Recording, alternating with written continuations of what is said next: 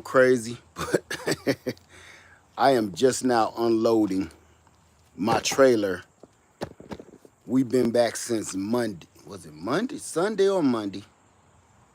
I lost track of time. Hello, everybody. Lead Farmer 73 here. Guava to everybody that's coming in the chat.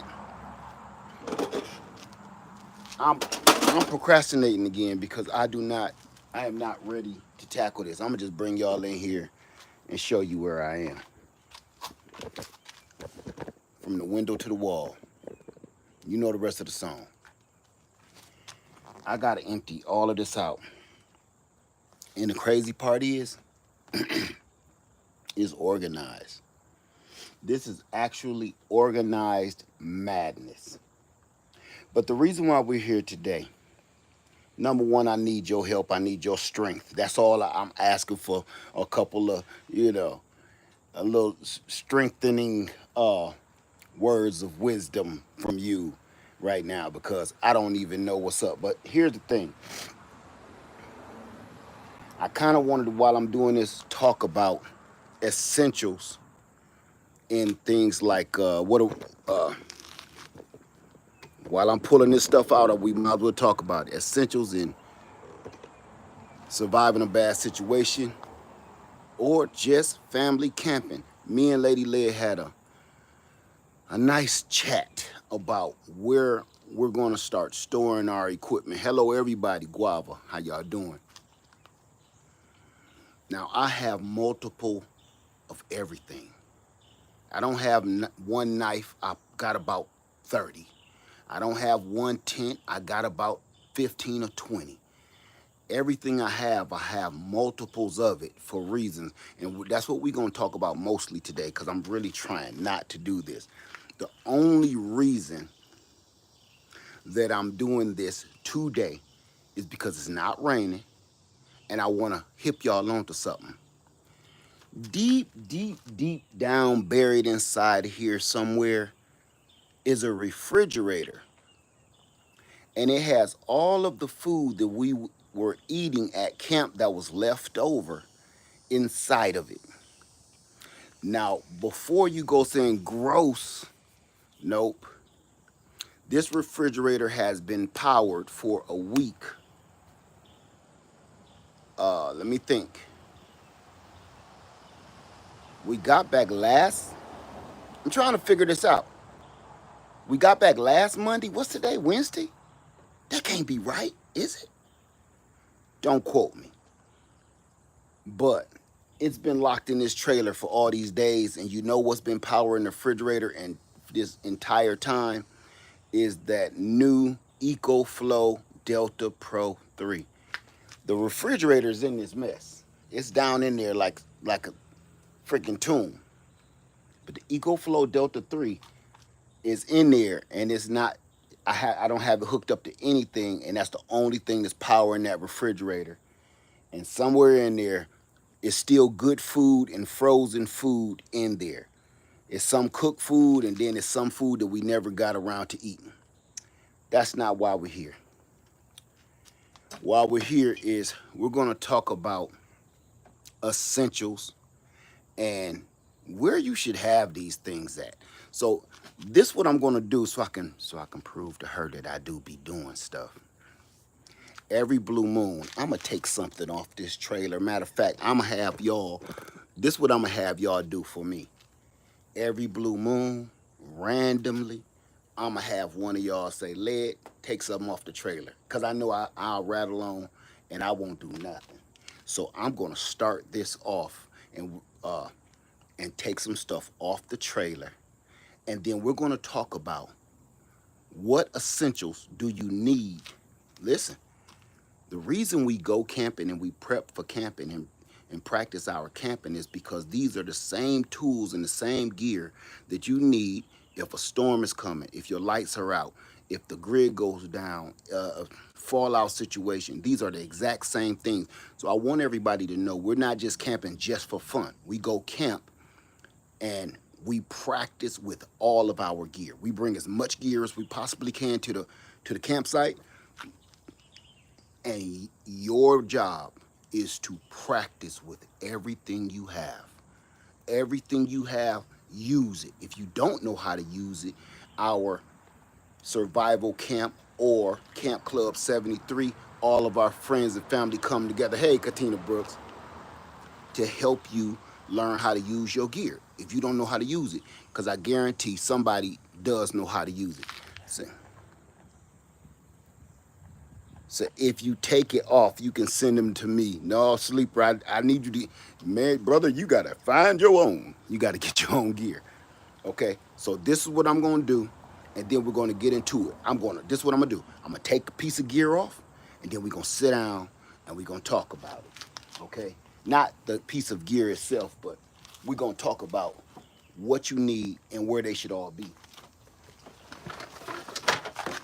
This is one of the most important pieces of gear that I own. You know what this is? It's a fold-up wagon. Believe it or not, it's a $70 fold-up wagon from Walmart.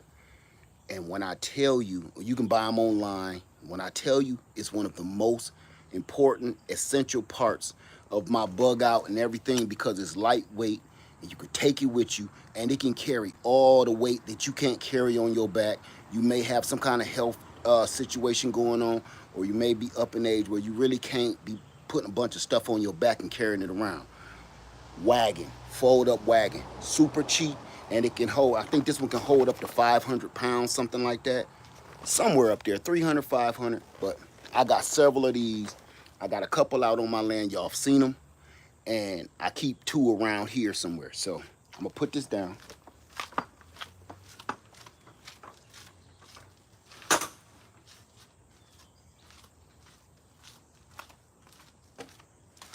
Okay, I'm gonna say something else. Here's another essential piece of gear that you're gonna need. No matter what the situation is, no matter whether you dodging a storm, lights out, grid down, yada, yada, yada, you need somewhere to sleep. You need somewhere to sleep. I'm not saying you can always carry this with you, but I am emphasizing the importance of getting a good night's rest. It don't matter what the situation is. If you don't get rest, you might as well just go lay down in the ditches with everybody else, because no matter how healthy you are, how strong you are, how well fed you are, if you don't get rest, your body will shut down on you, and it's gonna make you sit down and rest somewhere. So I'm gonna take out my new absolute favorites, disco beds. After I take these disco beds out, we're gonna sit and talk about it. If you don't know what a disco bed is, disco beds, they fit in this bag. Them beds that me and Lady Leigh have been sleeping on all year. I mean, well, for the last 6 months, right? They go in this bag, and you pull them out, you put them together real quick, and they all clip together, and they stack on top of each other like bunk beds. And that's what we sleep on in here. So the beds that you've been seeing inside of here is right here in this bag. Yes, with Big Lead sleeping on it, and little Lady Lead sleeping on it, and Puppy. All of us sleeping there comfortably. They don't shift, they don't wiggle, nothing. Okay, they can hold up to, I think it was 1,000 pounds. So we ain't nowhere close to that. And I got the top and the bottom bed. So I'm gonna sit these down, and then we're gonna talk about it.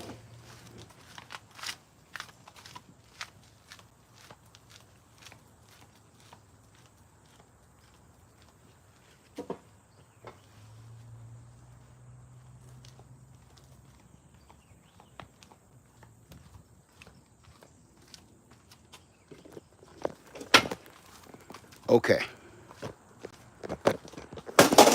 Come on, baby. In the shade. It stopped raining, and now I got a nerve to be boiling hot. Ain't that about to be? Come on over here for you boiling oil. You're already smelling delicious.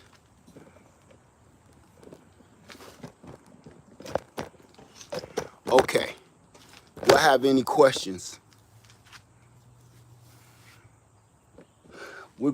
I'm gonna pull all of this stuff out, and we're gonna talk about it right now. And if you have questions, I'm gonna answer it, and I'm gonna try to keep my People say, Laird, you sure be being mean to people. Well, I know. Some people call it mean, and I kind of get it, but you got to understand the situation. I'm sorry for sounding so mean, but sometimes people, you know, we gotta, we gotta start doing some thinking. Uh, Taking up your 5-gallon water. Thank you. Please do the 5-gallon bucket challenge. Please. Say, where did you get the disco beds from? I'm gonna put the link. I'm gonna put the link on after this video, okay? And trust me, they are awesome. They are awesome. I got that idea. I've been seeing them for years, but then when I saw My Cart Runneth Over actually using them, she's a tiny woman, but still, just to see it in real life, because I thought it was a gimmick. You know those as seen on TV type of things? You'd be like, that thing ain't gonna never work. But when I seen some actual human beings laying on them, her friend was laying on it. And as much as her friend was moving and wiggling, it wasn't moving and wiggling. And I asked her, I said, can I touch that bed? Yeah, solid as a rock. So I tested my own, I purchased my own, I put it to the wrist, and I do trust My Cart Runneth Over. So I bought my own, and it was astonishing to actually lay on one with my big self, and it don't budge. So that is what it is. Come over here so y'all can see a little bit more of my mission. Every blue moon, remember, everybody that came in is just coming in. I'm asking you to please say randomly, Laird, go get something off the trailer. So that way I can make it look like I'm doing something. Tonight I need to hurry up and get myself together. My main goal is to get this refrigerator out of here and the EcoFlow Delta Pro 3. And we're going to do some practicing today. We're going to take a couple Glockwallers down to the range and have them spit out some kibble. Any questions whatsoever? So where did you get the disco beds? Let's see. Okay, just checking, seeing if anybody, listen, this platform has been tripping real strong lately on the live streams. It's like withholding it. So while we're talking and stuff, it will withhold you guys' chat, and then it'll just shoot, and then a billion people will come in, and I can't see it.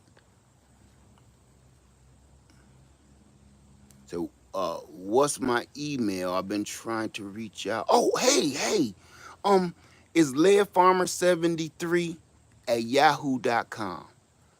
You been trying to reach me? Okay. It's lairfarmer73@yahoo.com. I'll be looking out for you, okay? Let's see. Hey, Missy Hawk, how you doing, sister? Said just came in the room, Laird, get something out the trailer. Really? And here's the other crazy part, y'all. I got my pajamas on, too. I was not coming out the house today, but okay. All right, Missy. All right.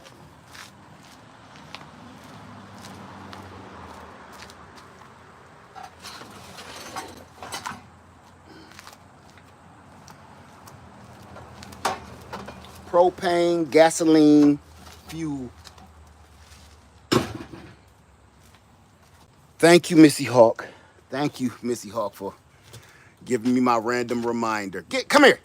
Come out the sun, because your tongue gonna fall out. Stop acting like a Rottweiler. Come here. She thinks she a big dog. You a baby little squirt dog. He is not no big dog.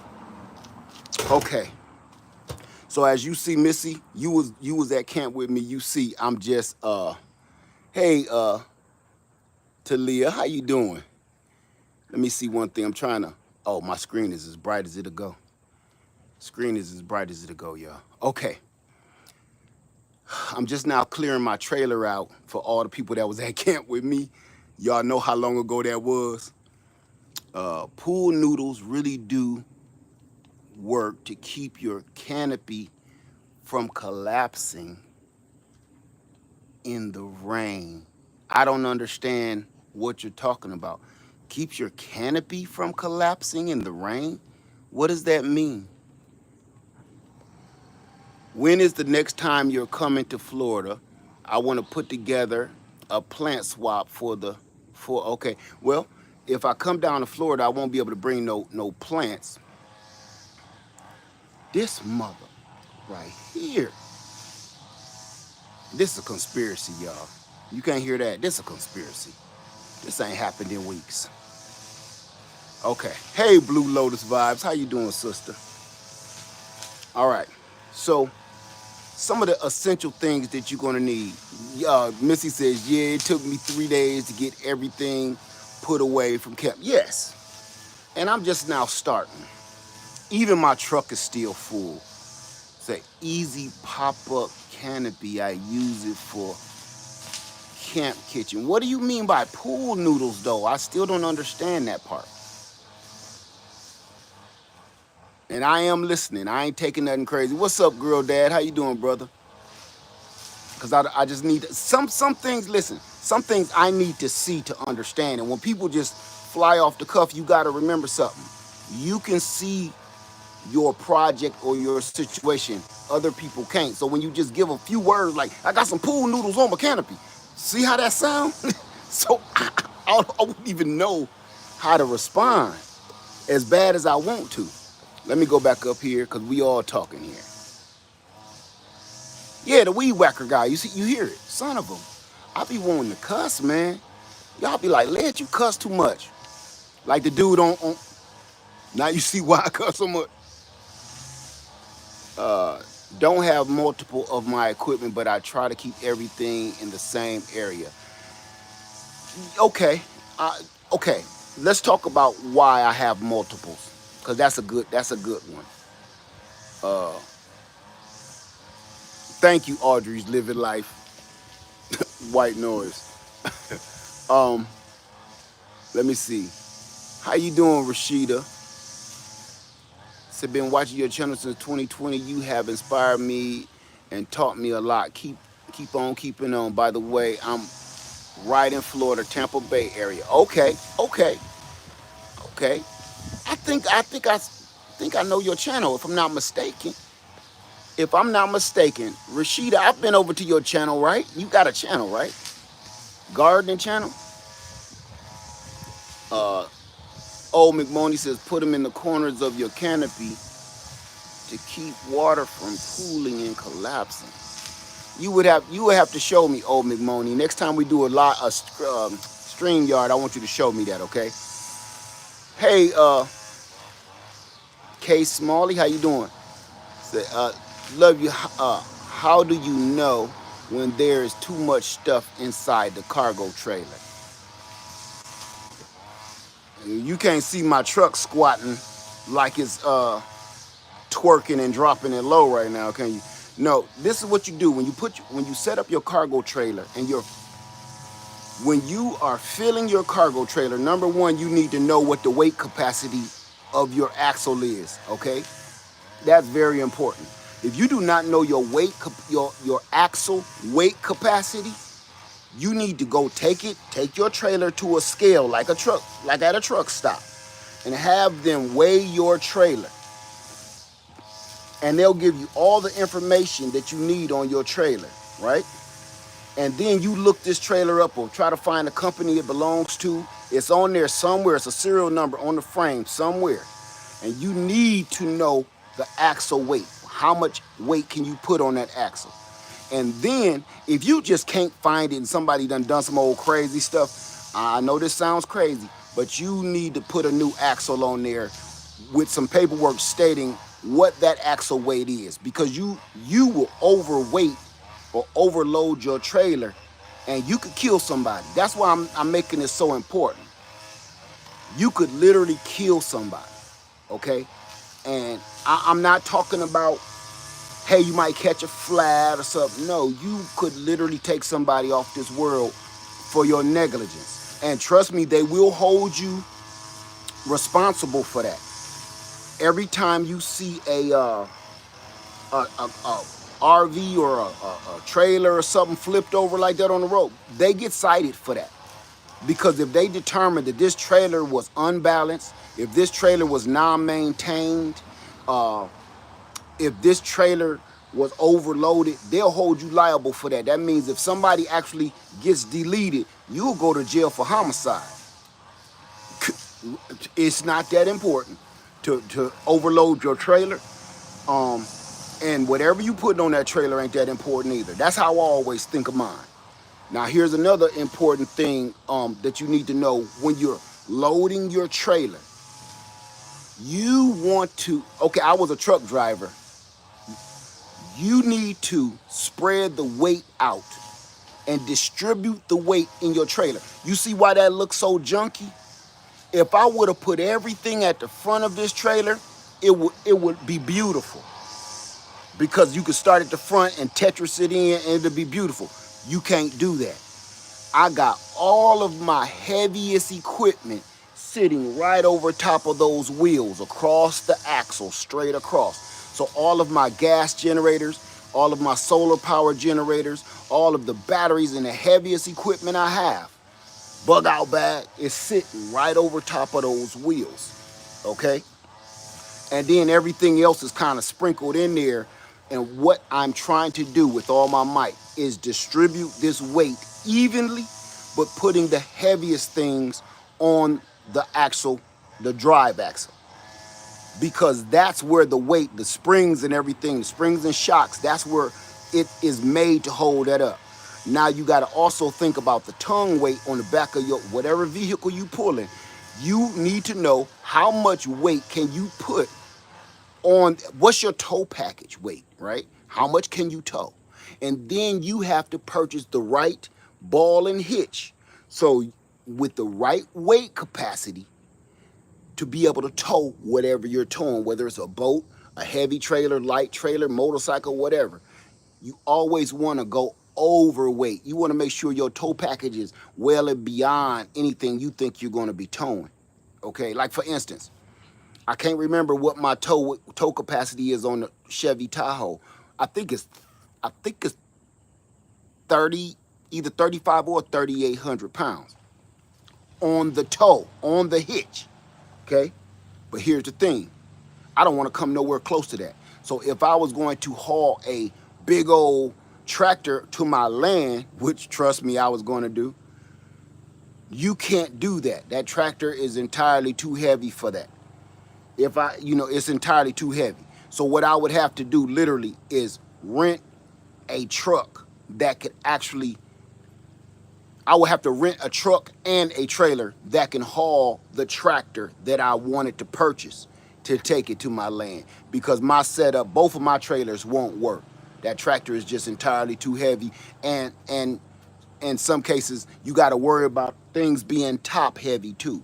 If you stack this and put all the heavy stuff, you put all the light stuff at the bottom, and you put all the heavy stuff at the top, that trailer is going to rock back and forth. Not just with you driving, but the wind to catch it too, and it'll flip.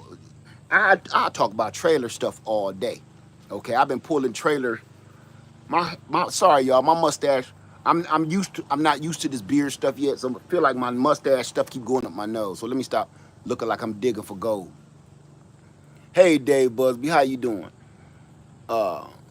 Hey Disco Nina, I'm just giving y'all this information because I don't want you to just go grabbing a trailer and slapping it on the back of your Hyundai Sonata, and you about to pull a whole full-size pontoon boat or something. Trust me, I've seen crazy stuff like that.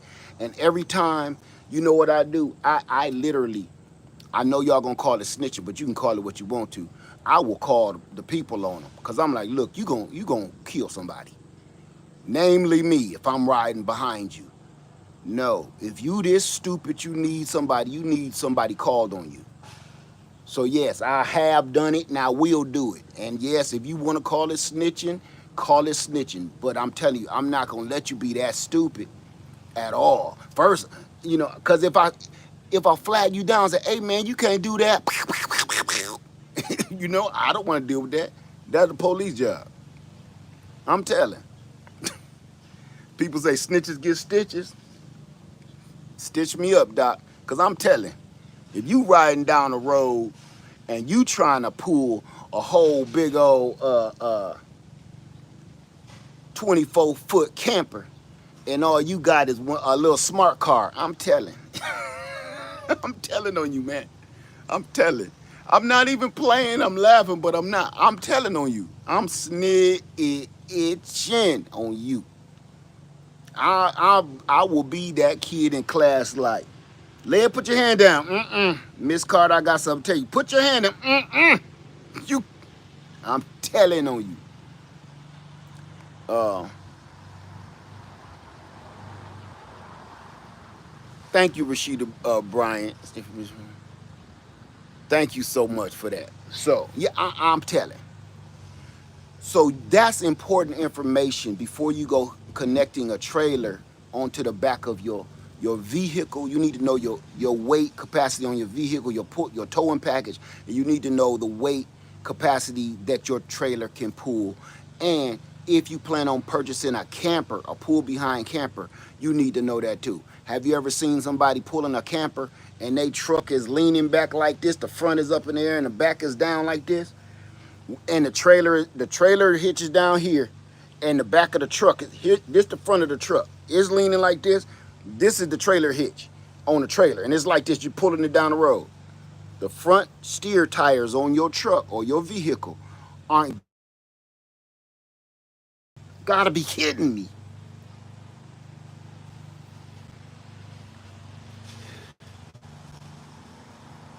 The front of your vehicle is not getting any traction. So that's one scary point. The other scary point is if you need to turn or something and it start raining, you cannot steer anymore. It's easy for when your front tires ain't getting no traction for your car to just, you would turn left and your car keep going straight. It's just all dangerous. And then when your trailer is like this, because it's overweighted to the front of the trailer, the back of the trailer start.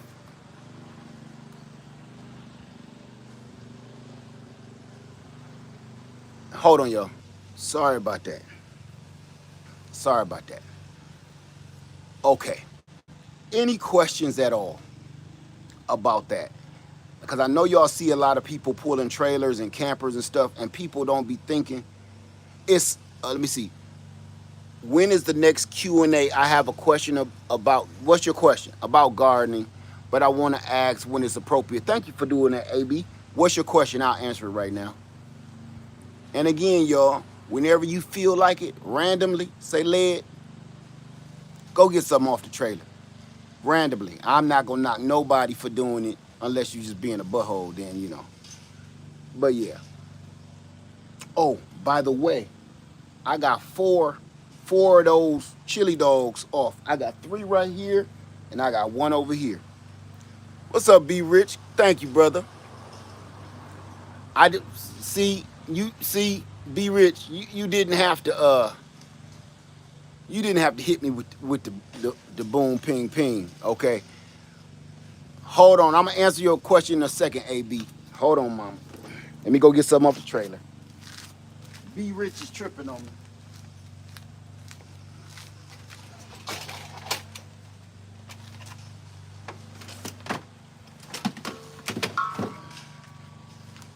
Movie screen and fire starters.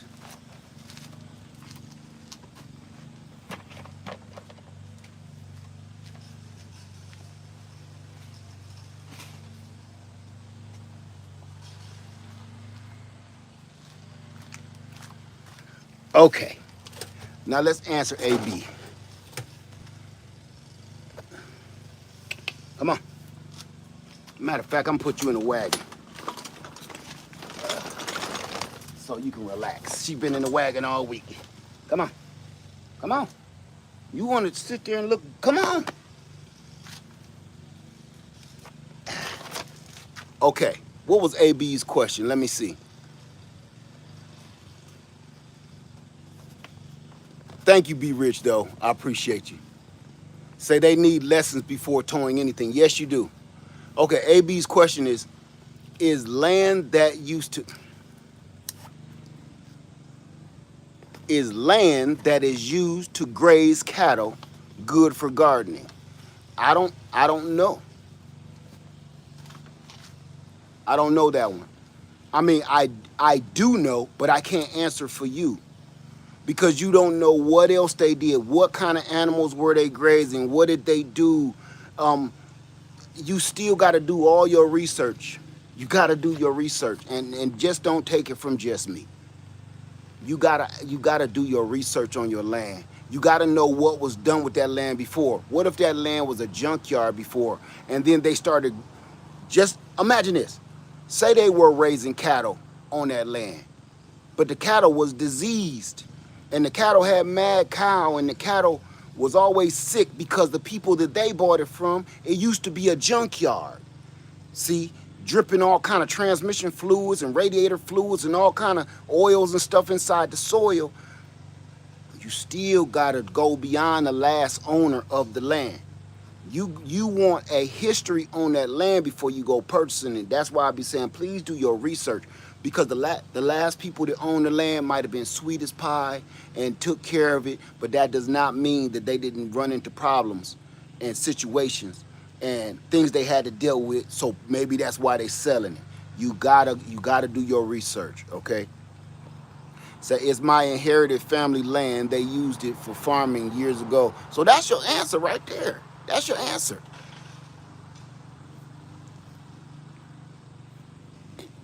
That's your answer. Thank you, Mr. Walker. Say salute, Uncle Led. My wife and I took our beekeeping class with you and a couple years ago. And peace and blessings. Man, thank you for that. Thank you. I hope you keeping bees by now, because man, I had a repairman come here yesterday and I was able to give them two fresh jars of raw honey. And that was better than the way he lit up. It was like giving him $100 bill. Oh, we have 2 hives. Good, man. I'm proud of you, bro. I'm proud of you. You have any questions, just let us know. Matter of fact, we're gonna be doing holding another class this coming, I want to say February. Thank you, Celeste. What is that? I can't see your names, and I don't want to say what it looks like from here. Okay. How you doing, Pepper?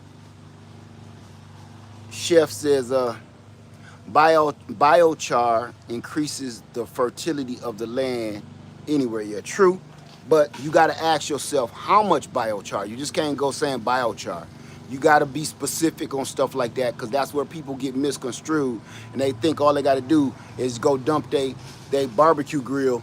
Trust me, I know that sounds crazy to you because you probably know exactly what you're talking about. But you'll be surprised how many people think you just go burn a fire pit full of wood, go sprinkle that in your yard, and you're supposed to expect miracles. I promise you.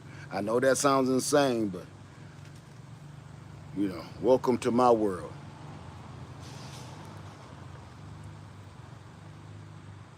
Ciola, how you doing? I can see it now. Hey, Wellness with Frugal Mama, how you doing? Cheryl Rabin say, where will your class be interested in taking it? It's going to be online here in the Greenhouse Lounge, and it's a private class, so it won't be for everybody. Fresh and Fire Backyard Living says, hey, how you doing, Fresh and Fire? Said Led in chat. How you doing? Great info. Thank you so much for that. Thank you.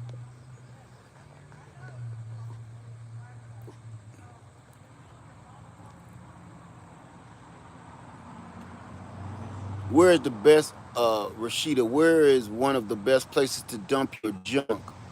You've dropped in the bucket. You've dropped in the bucket when you are out camping. When you're out camping. Say after you've put your sawdust. If you can either dump, I can't say that. It's one thing I could say legally. Go bury it. I can't say the other one. Go bury it. Oh, you know what? Normally I'm like, who the hell telling me don't ignore me? Oh, but okay. Who is that? I'm gonna say your name before I do this. Jim Girl said, don't ignore me, go take something off the trailer. I wasn't ignoring you, I didn't see it, but now I wish I was. Is that a lock on the trailer, a sliding lock? I need one for the door. I don't. Yes, I built that myself. So let me get something off the trailer. Somebody called me out. Make it look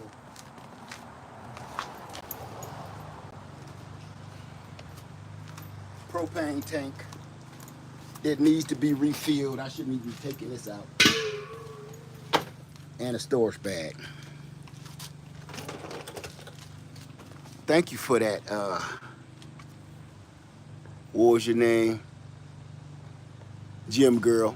So is that a lock on the trailer, a sliding lock? I need one for the trailer door. Yes, and can you do me a favor and please do not type in caps. Please. That does something funky to the algorithm and everything else.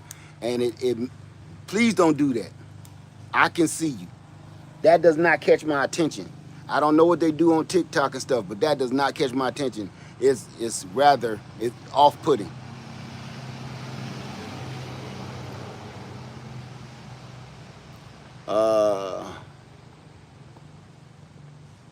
Okay, let me go back up and see what I see. Thank you, Jim Girl. Oh, and Keisha Gregory said it. I missed her too. Oh, damn, and Dream 59. Say, I'm surprised that you don't worry about being stung by your bee's lead, because I'm gonna be honest with you, because that's ridiculous. I don't care. Listen, you know what? And I'm glad you said that, and I'm going to say this as respectfully as I possibly can. This world is effed up. The last thing on my mind is being stung by a honeybee that's giving me something. I would walk into a cloud of stinging honeybees before I walked into a neighborhood of somebody that want to rob me and take me off this planet. We worry about the wrong stuff. Those honeybees, listen, let me just share the risk factor with you. Being a beekeeper and getting stung by bees, that is collateral damage, getting stung by bees. But I'm saving the world. I'm getting gallons and gallons of raw, pure honey, food of the gods, they call it. And I'm making money off of it by selling packages of bees or selling my honey and healing my family. Versus just trying to get out of my damn car in the wrong neighborhood to pump gas and get robbed and taken off this planet. Or walking in the corner store just to go get a pack of Big Red chewing gum and somebody put one of them hot ones in my doggone rib cage. We worry about the wrong things, and we don't calculate the risk factor. I do get stung by bees. Do I care? No. Will it swell up? Yes. Does it hurt? Depending on who you are. But I will recover and eat all the honey I ever wanted in my life. I got more honey right now inside my house. I personally, myself, could never eat it all. You know what I would do? I'd probably go into shock from coma from so much sweetness. It's so important that listen, it's so important and it's so powerful. They still find it in Egyptian tombs to this very day. In Egyptian tombs and pyramids to this very day. There's been in these tombs and pyramids before Christ. And it's still edible. What does that say? So I don't care about getting stung. I know people get a little itchy and cranky about getting stung by bees. I could care less. I could care less about that. I'm sorry that I got a little too passionate on that, but it's the truth. We do not calculate our risk. You rather go to the mall and you know it's gonna be some shooting and some bull crap at the mall, but you rather, all you do, you walk through these gangsters like, please don't say nothing to me, please don't say nothing to me, and they don't. You just took that risk to go in there to buy some shoes that you don't even need, versus you might get stung getting some honey out the box. You gonna go off in heavy traffic just to get to some music concert to see a millionaire sing your favorite song. And it's drunk drivers all over the streets in the middle of the night on a Friday to go see but you'll take that risk and not even think twice about it. We do not calculate our risks. And I'm sorry for going on about that, but when we talk about things. Maybe it's because like I said, I'm getting older, so I think about things a little too deep. Say HOA talk HO HOA talks give me high stress. They all need to be outlawed. I don't know what that was. Tommy says, what is the best way, in your opinion, to grow lemon trees, buckets or in the ground? Whatever your area will allow and whatever you feel like doing. If you grow citrus in a container, that's a lot more added work that you have to do.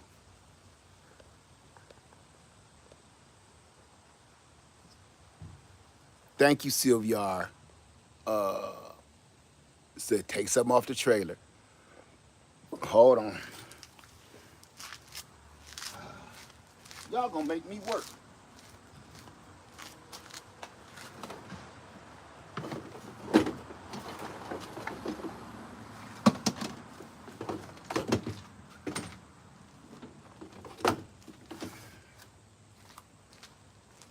Another generator, more fire starters.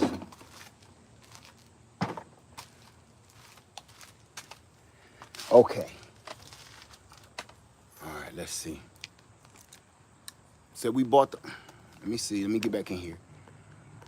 Nish says, we bought the Delta 2 for backup during the winter, but couldn't afford the solar panel. How often should we discharge and recharge the 75? I'm not saying what you should do. I'm gonna ask you to read the manual, okay? But I don't do that. I use mine so much that it discharges from me using it. This is what I'm gonna say. If you wanna know how often you should charge and discharge it, use it, and you never have to worry about it. Keep something plugged into it. Your coffee maker, your toaster, your microwave, something that's going to deplete it, something that's going to be constantly using that energy, and you never got to worry about any of that nonsense, okay? Because I don't. I keep all of my stuff plugged in.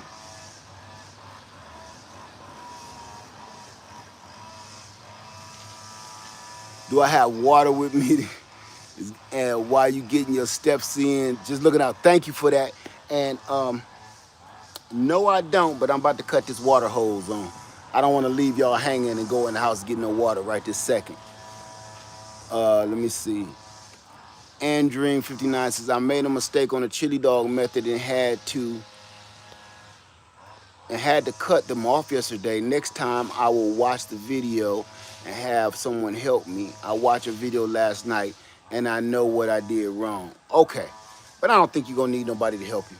I really don't. I think you could pull it off yourself. Just don't be trying to record it. That make you nervous. Or record it just for your own stuff. Don't be trying to make no video, try to make it look cute and stuff. That makes you nervous.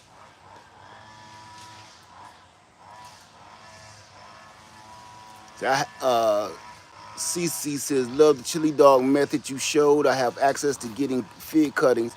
Should I strip the bark on cutting and apply the root hormone? Do it exactly. Oh, on cuttings. Yeah, no, just that's a whole different thing. I got other videos on cuttings, okay? Go to my lemon citrus cuttings playlist, and I got one for air layer and grafting, and all of that's on there, okay? For taking cuttings.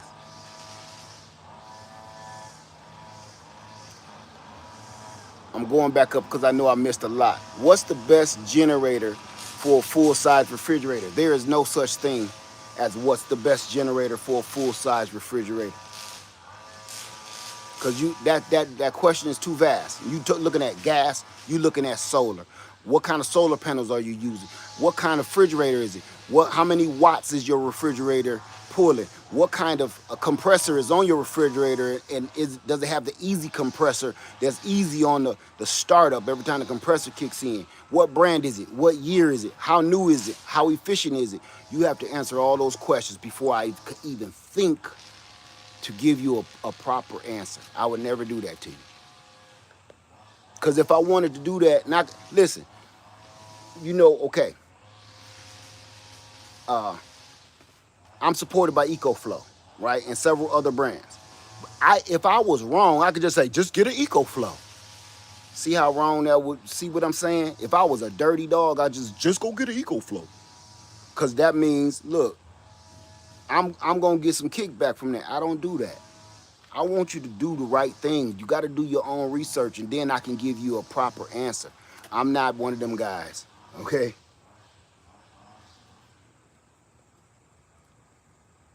Any success on growing peach tree from cuttings? Are you trying to do that? Thank you for that, Tommy. Let me see. Let me go back up and try to find.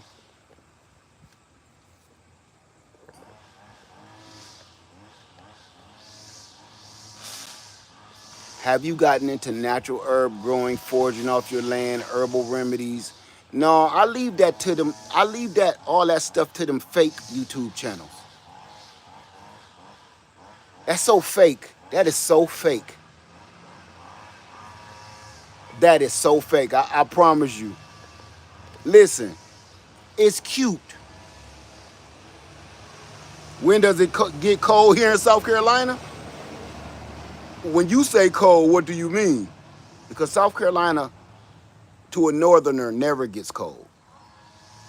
But it's cold to me because I've been living down here so long. It get down in the 30s for like overnight, and then just be back 80 in the morning.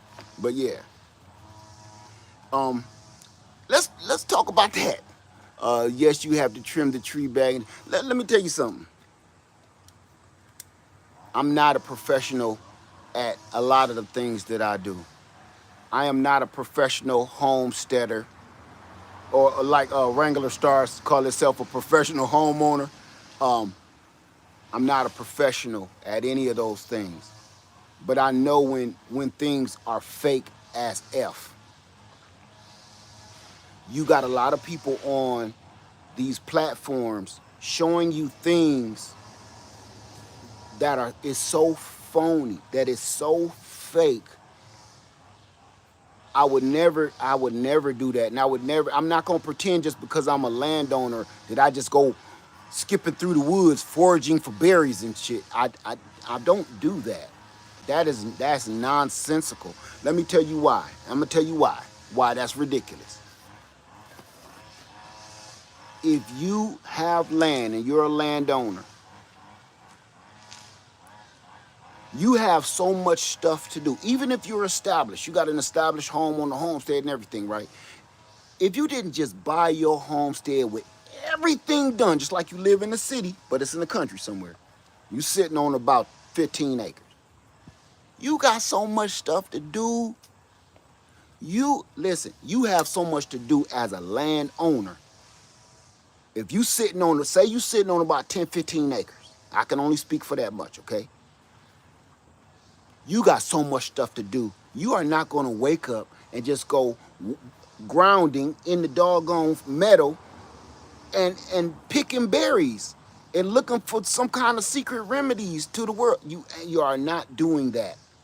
I see that a lot. That is so effing fake to me. And here's the other thing. Every video that I watch that they're out there with no shoes and socks on, walking through their woods, looking for little special pixie berries and shit. Let me tell you something. Some kind of way, the camera is always set up in the right spot too. Let me tell you something. The real deal is, what kind of creatures you got on your land? Because I got all kind of stuff. Millipedes, centipedes, black widow spiders, and everything else up under these leaves. Copperhead snakes, everything that's out there trying to bite you. Now you got this. This motherfucker pissed me off. Now you got to worry about you foraging for food. Well, who back at the homestead chopping wood to keep you warm?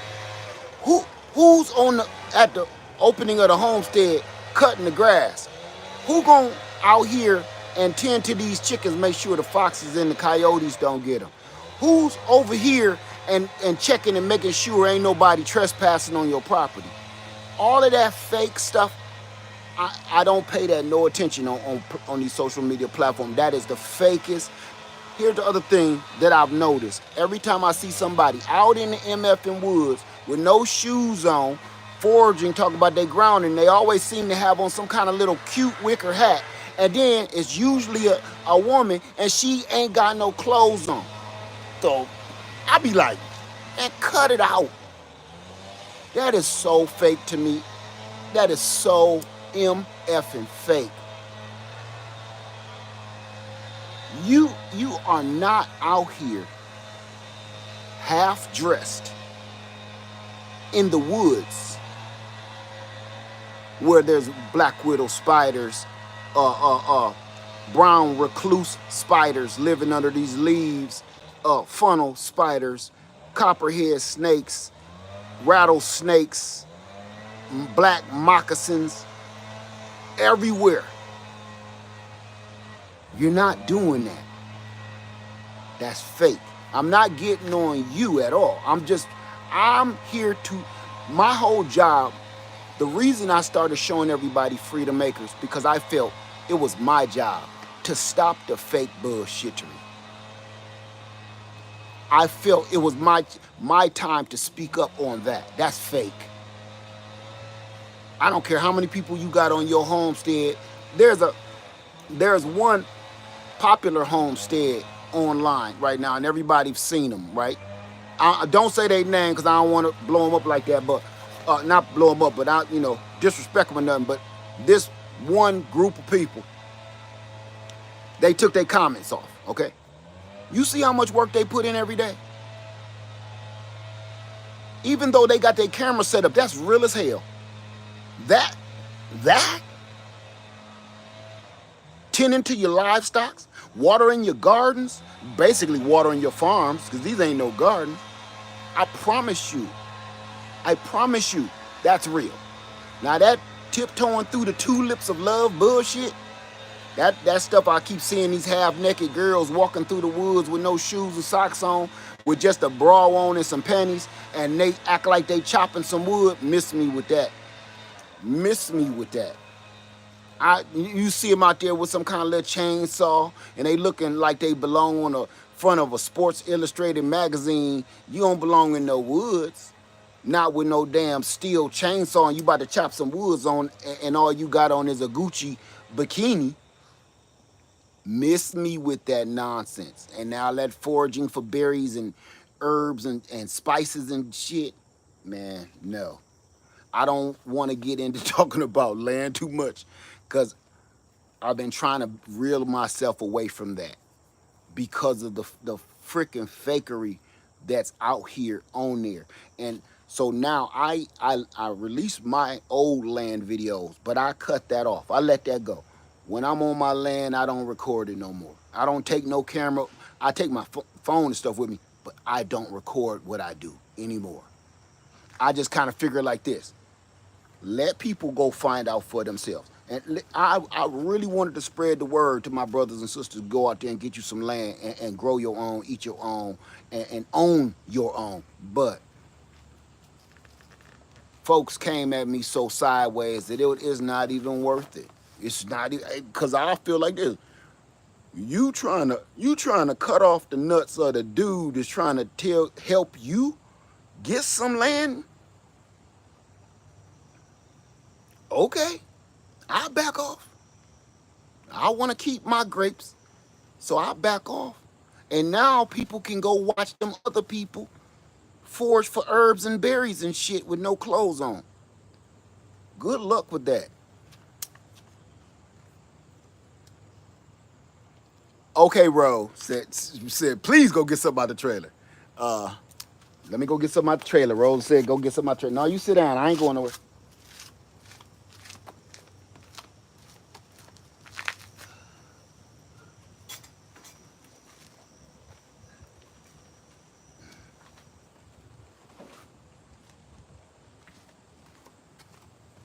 Ooh, your booty bucket in my shower.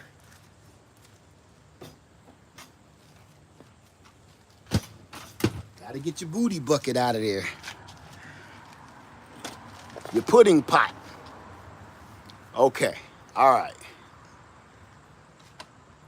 Let's see. Thank you, Ladybugs. They truly appreciate your truth. 5 acres will keep you busy. Yeah, see? 5 acres will keep you busy 24/7. I get the more work. Let me tell you something. I don't know where all of this cartoonish stuff is coming from online. I know where it's coming from. It's coming from 60-second videos on TikTok and stuff, where you'll see somebody hunting for food and they done pop the squirrel or pop the doggone rabbit or pop the damn deer in 2 seconds, skinned it in two, ate it in one, and you think you can just go out there doing that stuff. I'm telling you, man, you gotta be careful. You gotta be careful what you watch and believe. Don't be careful what you watch. Be careful what you believe. I'ma say that. That's my word. Lay Farmer 73. You don't gotta be careful on what you watch, but be careful on what you believe. I'ma say that.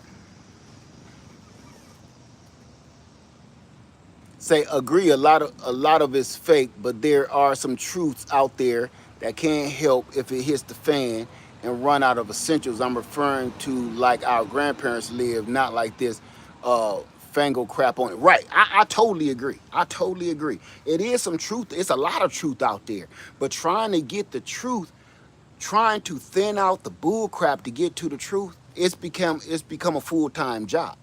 And the people, I'm gonna tell you this, the people that's actually telling you the truth, they run them off, like me.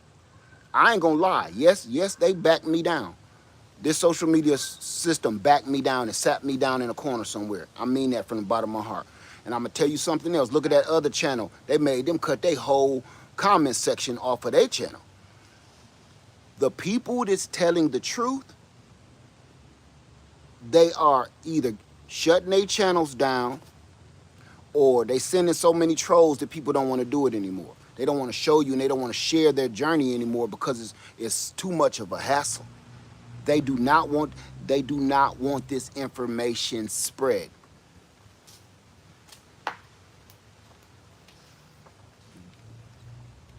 They don't want this information shared. That's why I started the camp club and I made it private. You know why? So we can go in private and share all the knowledge without anybody interfering. So now I get the chance to share knowledge with like-minded people. They get a chance to share their knowledge with me, and ain't no trolls. No trolls. We was at camp for a week, and guess what? No trolls. There was nothing but knowledge being shared every day, every night. No trolls. Nobody contests. Well, some people don't agree with what you say, and they have a chance to give their opinion and make you think. Like, it was a lot of times I'm like, okay, I'll buy that. This is the time to organize and get your group tightened up and keep your knowledge to yourself, because social media, you ain't doing nothing but telling on yourself anyway. Organize, get your groups together. I stop saying that word because they might come swinging through my windows. You know how that is. Let me stop saying the word organize. Find your tribe, your like-minded brothers and sisters, and y'all meet up in person and talk. Stop telling and doing everything on social media. I promise to you, it's not gonna work. It'll work for a minute. And I tried to tell that young man that a long time ago. I didn't get any response, but I told him, man, you telling them too much stuff. They coming to get you, and they did. They got them. I told them. But once bitten, twice shy. You know, I usually reach out and holler at, whisper at somebody, hey, let me holler at you real quick, man. Hey, you better, I know y'all doing your thing, man. Watch out. Nobody said nothing. I didn't get a reply, and I understand. But I've been here a lot longer than them, and I'm trying to tell them how this works. You gonna get it. Everybody thought me keeping my land to myself was kind of selfish and kind of mean, kind of rude. You don't have to live in my world. You don't have to worry about who's gonna show up at your doorstep. You don't have to worry about who's gonna walk up on your land and say they saw you from YouTube, even though your land is in the middle of no doggone where. You don't have to worry about the safety of your family. If you do, you'll be thinking like it's just not worth it. They run you off of YouTube with your information, and at the same time, you put your family in danger. It's not worth it.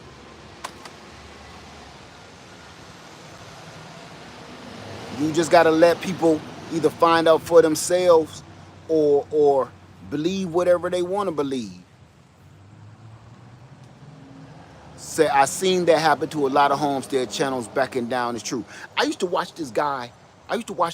He's from Michigan, but they have land in northern Michigan and they have land in Canada. Him and his wife. So she manages a couple of different campsites, and he manages a couple of different campsites. I forget their name, but the girl name, I think her name is Girl in the Woods, and I forget her husband's name. And they build cabins all the time. I forget their name. They from northern Michigan. You probably seen their channel. And I'm gonna tell you this: you don't see her that much. You don't even see him that much no more. Because I think they get a lot of pushback from people telling them. Now here's a man that been building cabins since the 80s, all over America. But you get these smart asses to come in and start telling you what you're doing wrong. And the cabins that he built, people still live in them to this very day, 30, 40 years later. They still live in the cabins that he built with his bare hands. But people are like, yeah, you shouldn't use that nail. Why aren't you using screws? You should use, why are you using nails? You should use screws and this and that. It's this social media thing, man. It made everybody the professor of whatever they feel like they good at. Now they trying to teach people. Let me stop. I don't want to go down that alley. But that's what's happening. A lot of these homesteading channels, they backing off, man. Gardening channels, they backing off. Because they got you believing that apples don't have worms. They got you believing fruit and vegetables is always shiny and pretty. And watermelons sometimes don't end up looking like a green squash. They got you believing nonsense. Thank you, Blue Lotus. She said, time to go to the trailer. Thank you.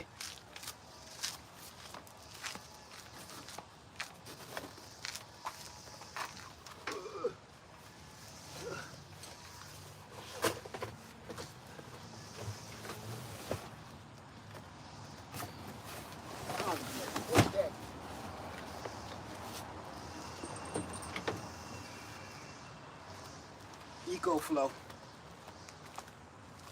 I don't know what this is.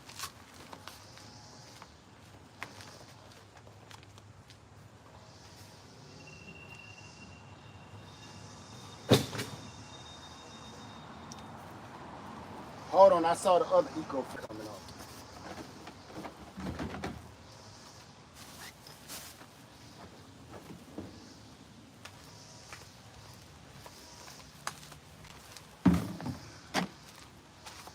I'm not leaving. Okay. I don't know what just happened. Okay. Any questions, y'all? We've been on here an hour. I think I'm gonna go ahead and get on off. But I wanted to, I gotta get this stuff off. And I wanted to talk about the, say, left the city and moved to the country to have a better life for my kids. No one like to hear the truth. No, they do not. No, they don't. Thank you, ABs. They greatly appreciate it. I learned more valuable life skill information from you than a 4-year college degree. Thank you. I just wish I could share it. You know what I'm gonna end up doing? I know what I'm gonna end up doing. I'm gonna end up doing with my land the same thing I did with the camp club. I'm gonna make it private and invite real people to my land. Instead of all this talkity bullshit, I'm gonna invite certain people to my land that I trust. And do I do some private consults? I don't do no consulting because I ain't no professional in everything. I don't consult nothing. I just like, I like you to see what I do and hope it helps you. I'm not a consultant. I'm not gonna pretend that I know everything.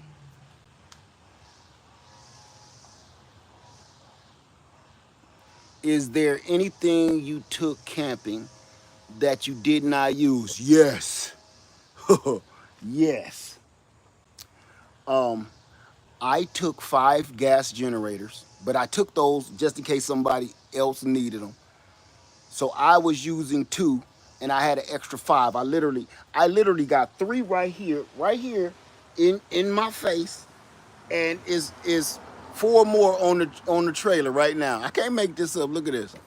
I can't make this up. Watch this.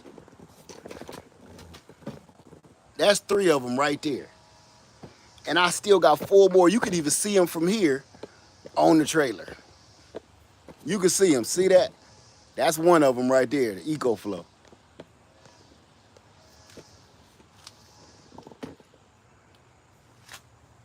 Please be careful with people on your land. I'm not talking about bringing anybody on my land. I'm talking about I'm bringing friends. Friends, people I trust and love. I ain't bringing anybody on my land.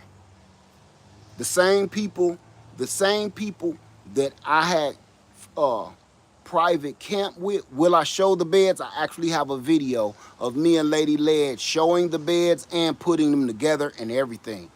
Go and look at the bug out trailer playlist, and you will see me and Lady Led laying on those beds. It'll show you everything. Matter of fact, all of my bug out trailer playlist, you gonna see them beds. You gonna see us sleep on them, laying on them, everything, and you gonna see us putting them together and taking them apart. The same way that I took and made the camp club private, those people. This is why I love this, and this is why you have to trust those folks. You got to trust them because somebody said it during the meeting. They said, you got to trust. Missy Hawk says, that's like me. I didn't use a couple generators, but I had them just in case. That's right, Missy. I remember you saying, me and you brought way too much stuff, right? But here's the thing, y'all. When I was at camp with all of these people that I trusted, I love, see, we have meetings where we meet and we talk behind, not on social media. We do this privately, and we talk and we have meetings all the time. So we get to know each other. And then when we got to camp, it was like we knew each other already. You gotta trust these people because somebody said it at the camp. They said you gotta trust them because when you really think about it, the only thing that's separating you from outdoors and everybody else is a thin piece of nylon. This is not a real house. It's not a real wall. It's not going to keep anything from getting in or out. This is a total trust bomb. Your gear is outside. People got hundreds, if not thousands of dollars worth of gear on their campsites. You have to trust these people that's with you. Or canvas. It don't even matter. That's all that's around you is nylon or canvas. That's not a real wall. It's not a real home. It's not a real secure location. You have to trust the brother or the sister laying next to you on the next campsite. And Missy knows you will have hundreds or thousands of dollars worth of equipment just laying out, and trust that your brothers and sisters is gonna look out for you when you go to sleep or when you go to the bathroom or when you wanna.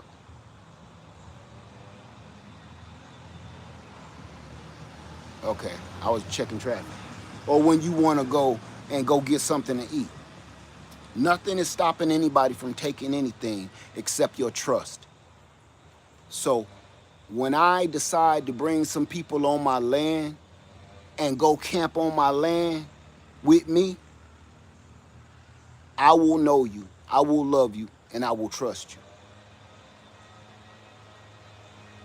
Say doing it in a group gives a sense of security. It's not just doing it in a group, but also getting to know the people that's in the group. It's not just being in the group, because that can go south too. Let me see. I'm trying to get more shade over here. Okay. This dude been blowing leaves for 2 hours.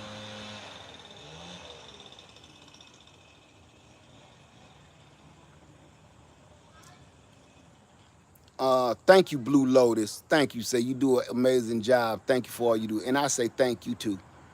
Uh, any pomegranates yet? Are you selling cuttings? No, I'm not selling cuttings. And we ate what was still on the tree. Appreciate the real heads up of what's around us. Yes, thank you. Um,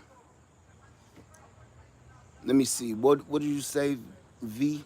Uh, Said doing it in a group. Oh yeah, doing it in a group, right? In a private setting. I knew what you meant. Yes.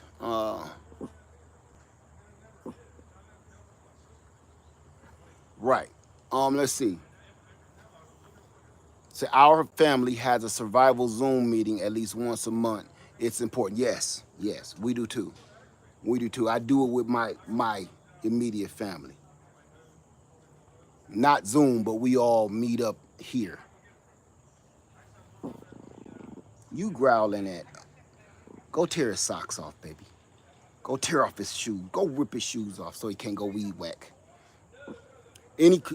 Missy Hawk says having the opportunity to interact with the private group made us all appreciate and respect each other and look out for each other. Amen to that. Because we all knew each other's strengths and weaknesses, and we looked out for that. It was people that was up in age and people with, disabilities and everything else, and you have to be mindful of that.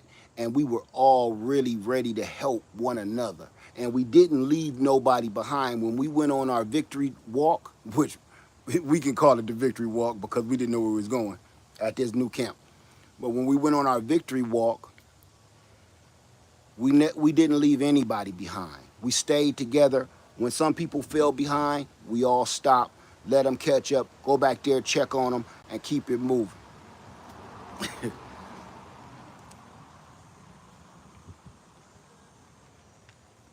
Nelson says, I like your videos and teachings that you give us to learn about farming. Thank you. Farming. Okay. Or mustache.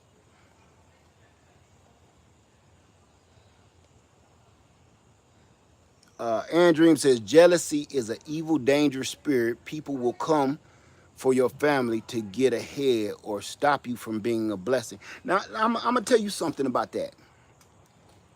The jealousy part. I don't throw that word around all willy-nilly.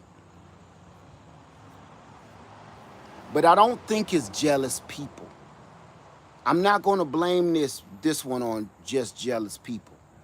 I'm going to blame this on the powers that be. I know. I'm not going to get started. But I'm going to tell you something that I know.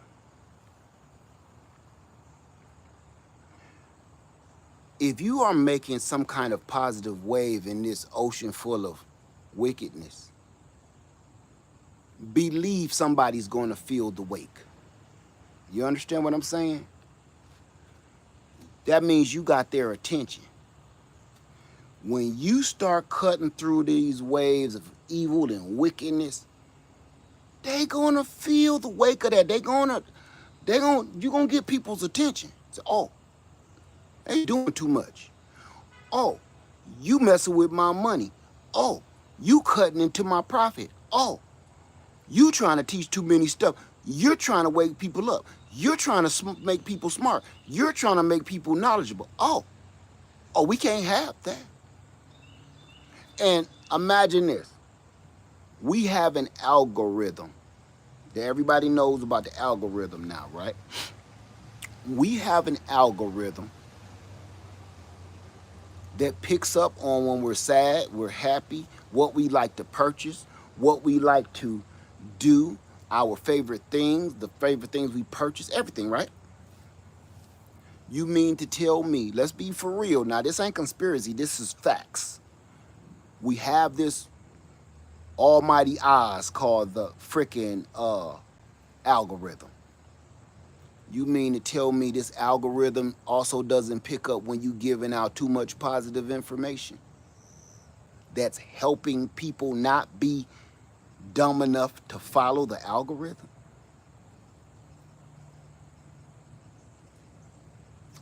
I'm just saying. Because if you don't follow the algorithm, it's useless, right? Yeah. If you start thinking for yourself, algorithm is useless, right? Okay. So I need to put it on your mind and your spirit to believe wholeheartedly that you are being led astray. And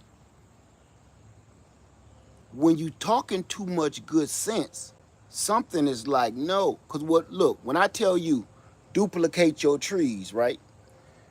You can take $100 tree and do a chili dog method on it and make 7 more trees. That's $700 on. So you made your $100 back, and then you actually profited $600.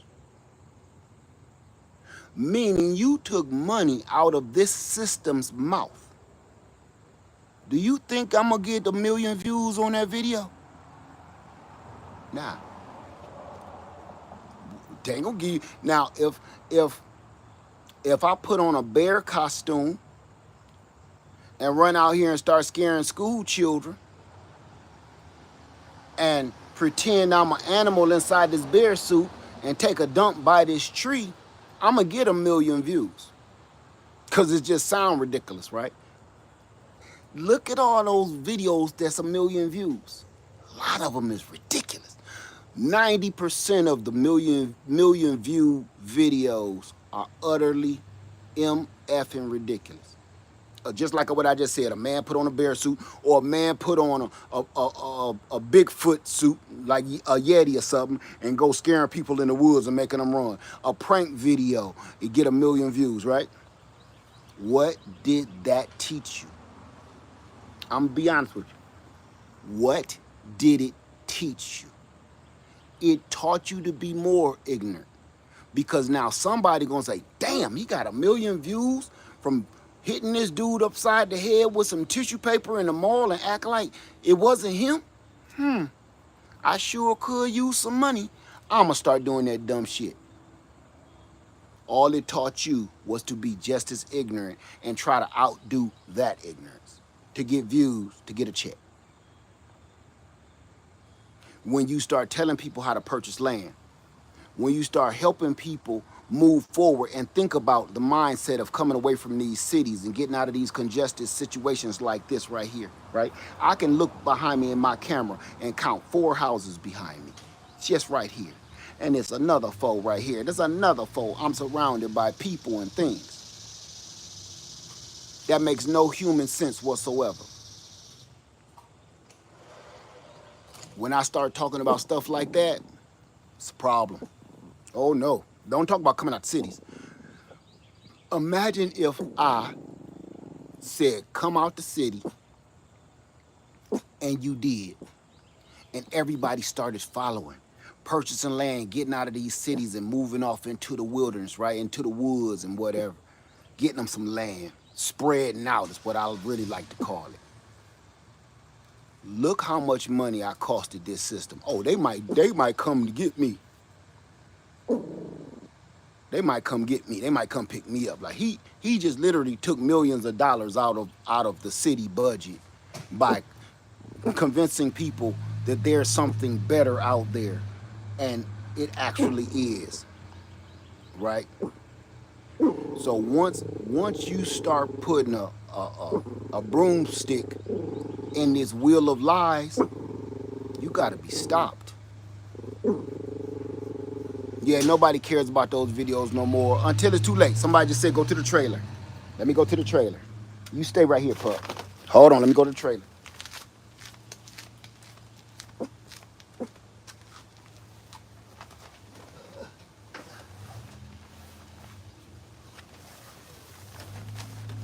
This gotta stay.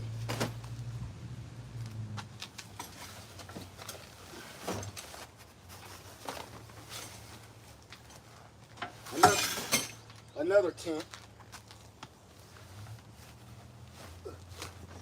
Okay.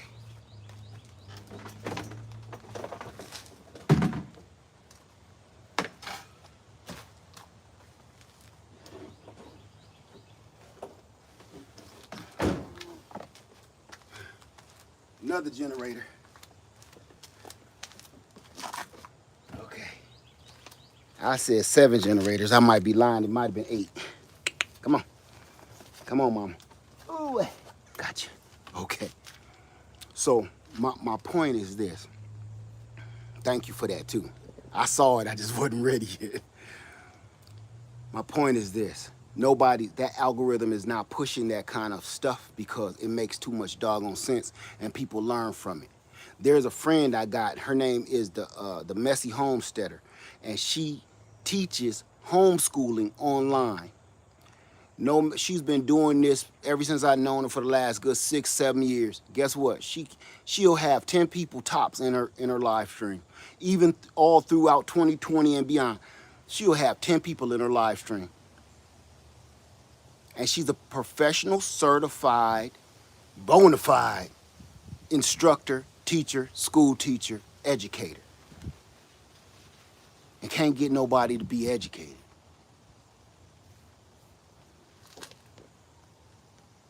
Say the powers that be want to keep power over the people. Too many big developments overwhelming the country areas now. Spending time with you on my 50th birthday. Happy birthday, Will. Say, trying to get used to that rolling off my tongue. Yeah, it's still tough for me too. But trust and believe me, your knees and your back will train your speech. Your knees and your back will train your speech. Let me see, it was something else.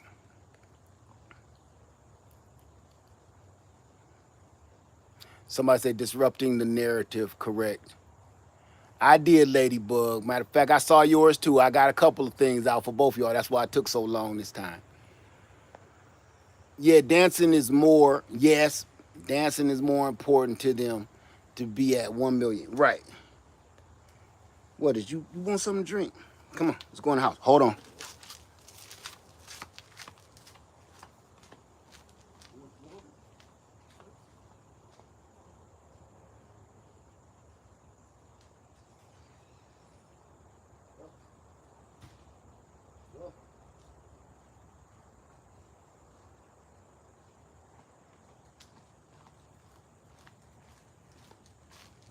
Okay.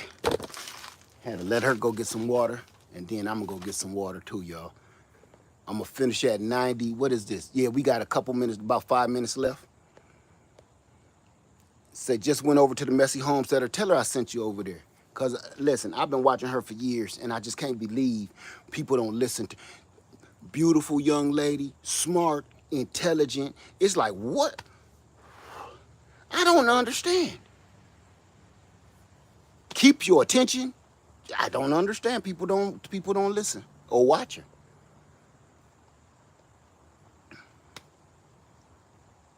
Yeah, some Tommy said, welcome to the 50s club. Thank you for subbing, AB. What's up, Stro Boogie? Say, YouTube doesn't want people to share wisdom. No, they don't. And you know something? I'm going to tell you this, really. They'll let you share destruction. And it's not just this platform. That's why I don't keep saying YouTube. It's all social media platforms. Buck, naked, twerk, dancing, nasty. You can almost see somebody about to make a baby on these social media platforms. And it's allowed. But if you actually tell somebody how to, what somebody said earlier, go forage. And if you start pointing out herbs, they will shut your channel down. If you go out and start identifying mushrooms, they will shut your channel down. Thank you, Sam Whittle, for going over there and subscribing to the Messy Homesteader. Thank you. You better not tell people about what elderberry do. You better not tell them what elderberry do. Says my Chicago Hardy came in today. Now the trio is complete. Thank you for pushing your knowledge. Thank you so much. What's your name? Inspira? I don't want to say it wrong. Stuff be looking crazy to me sometimes. My glasses is dirty. Oh, hey, I had it right. Yes, it is sad, and Dream. Let me see. How you doing, Sam Whittle? Sub to Messy Homesteader, thank you. And we supposed to have a first. I can't get the rest. I don't understand that. Anyway, do I have any questions before I go? We got 5 minutes, and then I'm gonna finish. I got to get that refrigerator out of there. I wanted to try to show y'all the refrigerator. Thank you, RG, for subscribing to the Messy Homesteader. Thank you for that. Oh, I didn't see people hit the cash, not the cash app, but the I don't even know what it's called. Thank you for that. Katina Brooks said, "Go get some out of the trailer." Thank you, Katina Brooks. Thank you, RG, for subscribing to the Messy Homesteader. All right, Katina Brooks. Y'all want to see this refrigerator? Because it's on its last leg. Like, the generator, I think it got like 14% left. It ain't just YouTube, Nubian. It's not just YouTube. Say, I'm leaving on my bus route. Okay, I catch you when you done. It ain't just YouTube. I don't even want to start saying that because it's not. It's all social media platforms just doing it. All right, I'm gonna show y'all my this way I can be able to watch y'all and do my work. I know, Missy. I know. I'm trying. I'm doing it. I really don't want to do this. I'm just trying to really focus on the refrigerator. That's my main goal. Is there enough time to ask about the 2-tier water system? Go for it. What's your question? And what do you mean by the 2-tier water system? What's your question? Thank you, SD, for subscribing to the Messy Homestead. Damn, fishing. She done hooked the dog on fishing pole into the curtain. I'm listening. What's your question about the water system?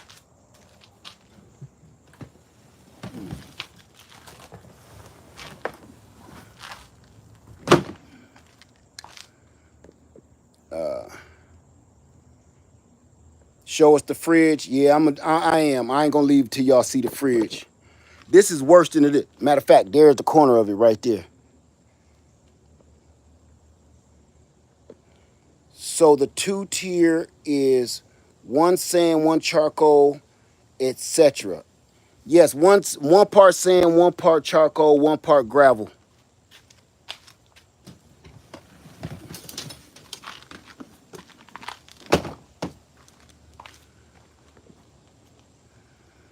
How you doing, Nancy P? Can a 3-tier be faster? I wouldn't try to worry about how fast you can filter water. Your main goal is to make sure it filters. The faster it goes, the less it filters. Remember that. If you're talking about a gravity filter, the faster it works, the least amount that it filters.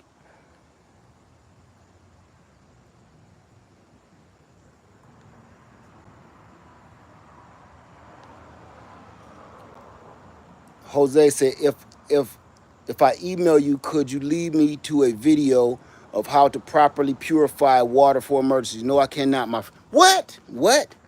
Man, stop saying stuff like that, man. Matter of fact, I'm actually gonna have to get rid of you, bro. I'm sorry. I'm sorry about that. You talking crazy. You trying to get me knocked for saying foolishness like that. I don't care if you my friend or not. If you that stupid, I don't want to be your friend. If you so stupid that you don't know what words to say and you trying to make it sound like I'm some kind of activist or something, man, stay away from me. Enjoy the cornfield. I hate sending people to the cornfield, but I'll make an exception for you. You know better than say words like that. You know something? I'm going to stop real quick because I need to make a point. Now y'all got me rattled up. I'm about to rattle y'all. Come on, let's talk about this bullshit. Cause I want to. I'm glad he said it. I'm glad he said it. So, cause he made my point. Okay. Now let me tell y'all something. This is why I don't talk about water filters, water filtrations, and the stuff and the knowledge that I know and the things that I've done. I don't talk about it. And I'm going to tell you why. Because it's MFers like that. It's people like that. Whether they trolls, whether they bots, whether they lunatics, or it might be the people up top that's looking down at people like me trying to make me stop because I'm making too much noise. You, Jose, you go straight to hell, bro. You dirty dog. What you trying to do is entrap me. It wasn't you, Vigar. It wasn't you. It's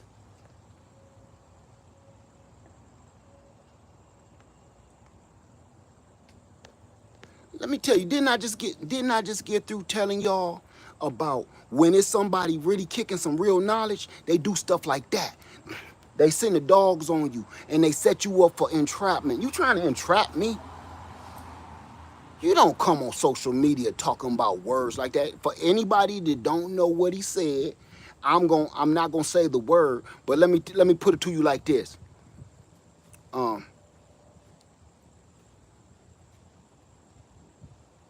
He talking about ingredients of things to make things go boom. And see, if you say certain words on here and you put them all in the same sentence, or you answer that question giving those words, they're gonna get you. You know what, dude, I've been watching you a long time, bro. I've been watching you a long time. And you always, you be cool at first and you be trying to fill me out. And then you hit me with something where I gotta remove it because you keep trying to have me stumble up. You got the wrong one, kid. Look, I've been on this a long time. And I know what y'all do. And I've seen what you've done to people's channels. It's people like you. Is why I make stuff private. It's people like you. And guess what? Go ahead, be private in my club. I'll sniff you out like old trash. And I'll throw you out on your neck. Just because you end up in the club don't mean you gonna stay. See, let me tell y'all something if you don't want to hear and you don't understand. People really tore me a new one because I stopped showing my land.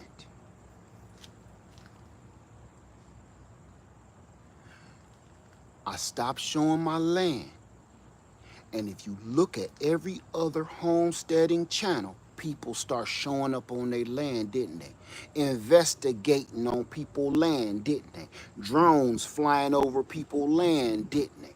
Police walking on people's land asking questions. Trespassers wondering why you live here, didn't it? And now people having child protective services called on them. I'm not showing y'all shit. Because they see it. I told you. You know, people been warning me for years, like, Les, stop showing so much. Stop telling so much. Stop showing so much. And I was ignorant in my own ignorance. I was like, nothing's going to happen to me. I'm not doing anything wrong. Yes, you are. You're doing things right.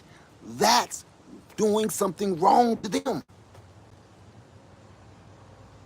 You doing too much right, and that is wrong. Y'all don't think, let me tell you something. I wish my wife was down here.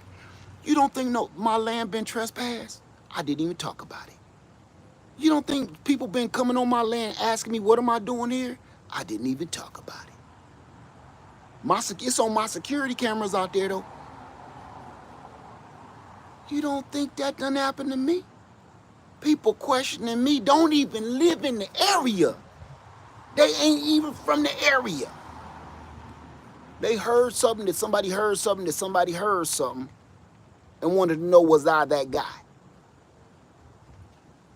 And then on top of that, all the people on YouTube start acting weird. So I just was like, you know, it's not even worth it.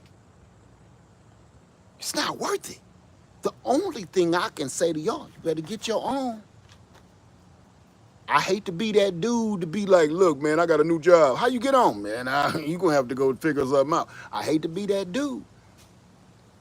But damn it, how many times has people got to tell you it's, you know what, I'm gonna use this as a teaching moment instead of a ranting moment.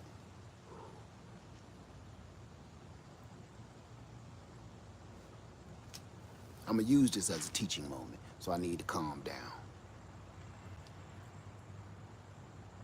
For the people to keep telling me that owning land is stupid and ridiculous, and renting is the best way and renting is good, because people keep coming at me with that bullshit.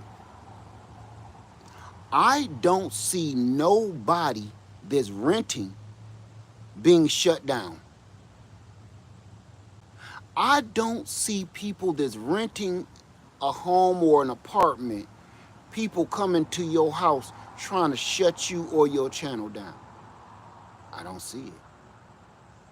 But every time a landowner starts talking about, I don't even hear nobody saying, coming at y'all about renting. But when we start talking about land ownership, getting our 40 acres in a mule, even if we got to take it, mysterious men in black start showing up. I can't make this up. Say a YouTube channel homesteader received credible loss of threats last week, leave their home. I'm telling you, they want people to gather together, except when they. Let me tell you something. This is my concept, and I mean this from the bottom of my heart. So stick with me, and then I'm gonna get on out here. Listen to this. Okay, and I'm gonna put this in layman's terms. So stick with me. I have 3 children, and when I had 3 children, if there is a bowl left in the sink, and my wife comes to me and say, who left this bowl in the sink? I could say, one of the kids. One of them must have did it. Somebody did it. Somebody messing up. Knowing good and well, I'll put that bowl in the sink.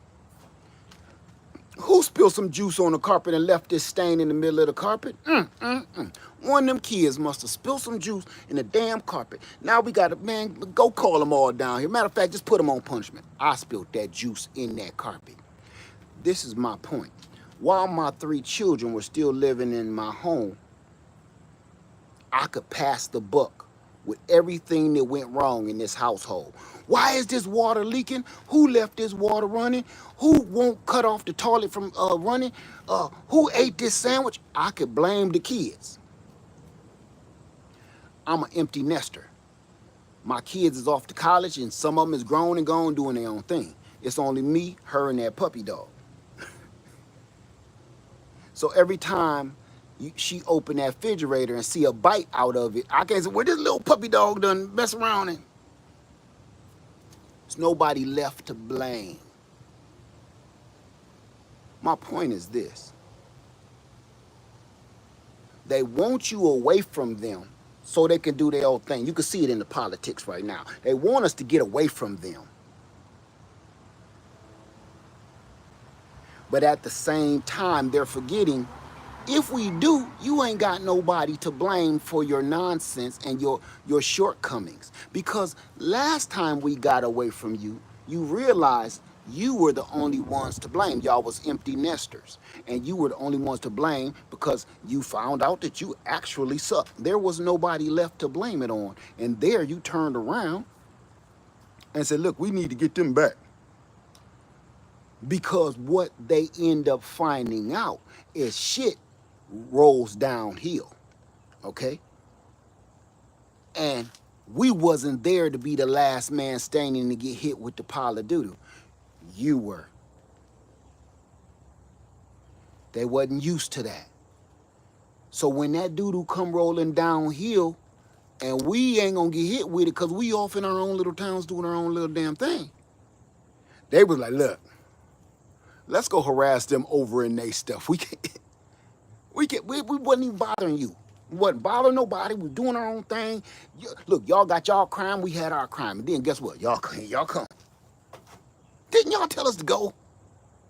Didn't y'all tell us to get lost? We did. Didn't y'all tell half of us go back to Africa? We did. Wasn't good enough. Y'all go moving over there. Huh? So my point is this. You try to get away from the system that they built. Like, look, I don't want no more parts of this. And when you try to get away, you set them off. Because once you are away, and then their businesses are failing and everything else, and the corruption. Oh my God, the corruption. Let me just give you a little hint on the corruption. I was taking something back to a store for Amazon. It was Kohl's. Anybody been to Kohl's? The store, Kohl's, something like that. Kohl's. I think the store is utterly ridiculous because it looks like J.C. Penney from 1982. I don't understand the concept of Kohl's whatsoever. But for some reason, Amazon makes me take my stuff back to Kohl's instead of UPS store. I go into Kohl's, and the place where you return things is all the way in the back of the whole damn store. I think they do that so you can walk through this whole mug, and they begging and praying for you to buy something. They need to take some memos from Costco and start handing out cheese and crackers or something, because you ain't gonna keep nobody in this Death Valley town. Okay. I'm walking through this store, and I'm walking through Kohl's. When I get in the parking lot, I had to check the hours because there's about 4 cars in the parking lot. 2 of them was the people that work in here. This department store is about as big as Walmart, damn near, just half of a Walmart. I'll go into this store, 4 cars in the parking lot, 2 cashiers, well, a cashier and a supervisor, somebody folding shirts for some reason. I'm walking through this damn store. The music is playing, the air conditioning is ice cold, the electric doors is running, every light in the building is on, the little Christmas stuff they got up already is moving around, that's sopping up electricity, the water fountain out front of the store is pumping with the lights blaring up on the damn thing, and the big coal sign is lit up. To me, that reads hundreds of thousands of dollars in power, energy, and payroll going out to run a building with nobody in it. I go in these stores every day, different stores, and nobody is in these stores. Kohl's just happened to be one of them that it just seemed like a scary movie. This is the perfect scene for Chucky to come riding down the middle of the aisle on one of them little tricycles with the little knife in his hand, because there's nobody else in here. If I walked through Kohl's and the toys came to life and started attacking me and locking the doors and cutting the power to the place and trying to delete me, nobody would believe me, because there's nobody else in the MF in store, because the cashier is already tied up by the Green Army men. So it's just me. For the life of me, each and every shirt, pair of pants, a pair of summer shorts, and sandals, nothing is in this store that's under $60. I can't make this shit up. Nothing is inside of Kohl's under $60 US currency. I saw a lady when I went in there on my way out, when I'm trying to hurry up and get out. I see a lady with a bag of candy-coated peanuts at the register. Nothing else. And they put it in a bag. That'll be $13.95 for some nuts. $13.95. Okay, so the lady wanted these caramel coated nuts so bad she paid $13 and change for them, right? You came all the way to Kohl's to buy some candy nuts. Okay, my whole point of this, because everybody like, where's he going with this? Corruption, son. This is on a global scale corruption. See, I'm used to the kind of corruption in my old neighborhood back home, where the little penny candy store or the gas station. You go to the gas station, they don't sell gas. All this gas station sells is honey buns, malt liquor, and Newport 100. How do y'all keep this open? You leasing this building. How are you staying in business? You got 4 people. You got 4 employees in a corner store, the penny candy store. 4 employees. Why is this dude always unloading boxes? Where are you putting all of these supplies? Who's buying any of this stuff? I see boxes that say Teddy Grahams and Oreos on the side, but I don't see no Oreos or Teddy Grahams or nothing. I just see Newports, honey buns, and Schlitz malt liquor. And the refrigerator always broke, so they keep dumping ice in the damn cooler bucket.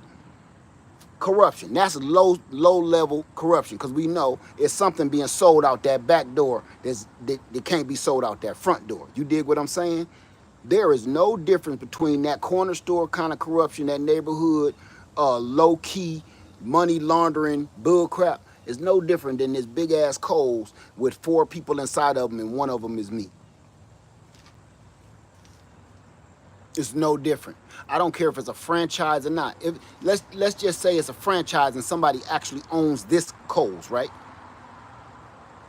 That man, somebody may need to go talk to him, because I'm sure he's on a bridge somewhere. If a man invested his life savings into having a franchise of Kohl's, there's a man somewhere on a bridge, a tall bridge, really tall bridge with no water at the bottom of it or nothing, saying his last rites, if you dig what I'm saying. Because you just threw away your whole life savings because you ain't made not nan damn nickel, especially on no damn candy-coated nuts. That is corruption. He coming there with suit and tie. You got on a $5,000 tie. You ain't sold $5,000 worth of merchandise. See, they don't want me to start talking, man. But it's you, Jose. It's people like you, bruh, that makes me sick to my stomach. It's people like you. And you should be ashamed having that name too, talking that damn ill. You should be ashamed of yourself. You coming at another brother, man, your name is Jose, and you sit here gonna try to entrap me. Man, I feel sorry for your mother.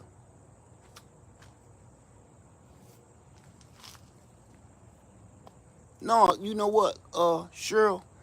These stores ain't closing. They ain't closing. I keep seeing a whole bunch of store closing videos. Ain't no stores closing. They keep them open for years. You know when your company going sour, it's time to close the doors. Give everybody their last check and close the door. These raggedy ass stores stay open. Oh, here's one right here. What's the name of this one store? Not Ross. It's like Ross. Like Big Lots. Big and small lots, stuff like that. Man, I haven't been in Big Lots in 5 years and seen more than 5 people in it at a time in Big Lots. Or Staples. People don't even use paper like that anymore. Staples or Office Max, Office Depot. People don't, what are you doing? Why do you have 7 employees in here on the payroll with all the lights on and the music going and the air conditioning pumping with the big air conditioners on the roof? All you sold was $200 worth of damn staples for somebody's stapler. Everything is done online. Everything. How is Office Depot, Staples, and Office Max staying open? Right? My point is this. You start telling people too much stuff to help them, they coming to get you. And I just wanted to call homeboy out, because this is what they do right here. This is the people, him. People like him is the ones that do this. They come and try to entrap people like me and you that's doing the right thing. Are you right? I know that ain't no brother. And his name ain't Jose either. His name is probably Jeremy. I promise you his name Jeremy. Or Seth. I bet you. You can't say too much on here because they want you to bumble and fumble over your own feet. But that's why, you know what? Even my ancestors kept, you know what? Everybody know about following the stars, right? Following the drinking gourd and stuff like that, right? Y'all know all the songs and spirituals, right? My people know follow the stars. The only thing they couldn't take, right? Because we always done that. And we shared that.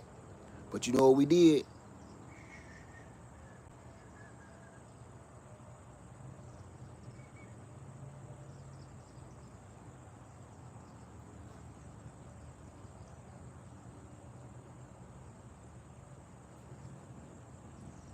Ain't nothing changed. Every time we trying to make our grand escape, people like that show up. Every time we try to get a piece of land, a little piece of property, a little piece of life, then people like that show up. Every time we get a good invention or we invent a new dance, people like that show up.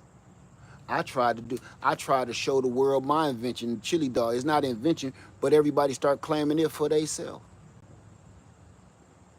That's how stuff gets lost in translation, and then somewhere down the line, somebody look just like Elvis Presley will be the one that invented the chili dog method.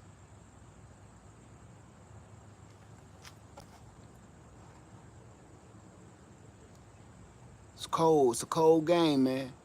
It's a cold game. So, I'm gonna go ahead and get off here. And that dude made me sick. I'm sorry, y'all. Let me get this refrigerator out of here. That son of a man threw me off. I was doing good. Sit there and say that nonsense, man. People make me sick. This why a lot of people is getting off of YouTube, man. Because it's become a place where people like to talk and tell them themselves. If if y'all have noticed, do y'all see all these entertainers and rappers and thugs and all these ex-gangsters getting on all these talk shows and telling on they damn selves?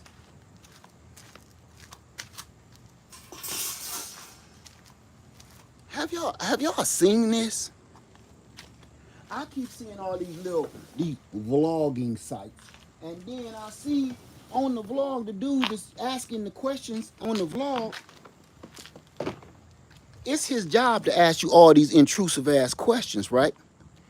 But you don't have to tell him anything.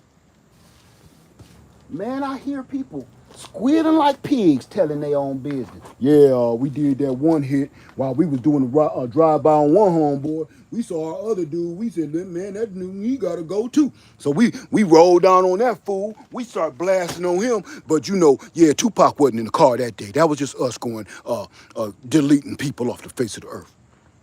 Next question. You dummy. And then when you get indicted, you sit here and be like, people were snitching on me. You snitched on your stupid self.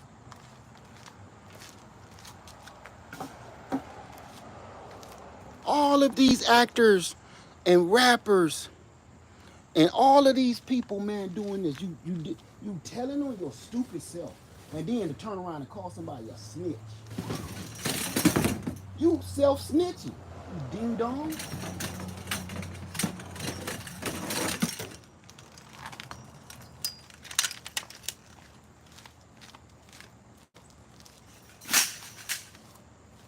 Self-snitching. Right, or telling it in a movie or a song. They'll sit here and rap about the whole homicide. And tell in detail how they did it and how they got away with it. They'll even rap about throwing the guns away, where they hid the guns at. And then they go lay up with their baby mama and tell her everything. Don't know she's sleeping with your best friend. You trust her. You just told her the damn jack move you just did. And you told her what you did with all the burners. And once she see that doggone, they say the prize money for telling on them, what's that, Crime Stopper? Call Crime Stopper now. The reward is now up to $20,000. She live in the projects. You think she ain't telling on you? Dummy. Mugs is stupid, man. Mugs is stupid, son. Stupid. These is the snitchingest criminals I've ever seen in my life. The police don't got to do nothing. All the police got to do is buy your album. You dummy. 2 more tents. That's 5 tents in total. No, I actually got more tents than that, actually. All right, here come the refrigerator.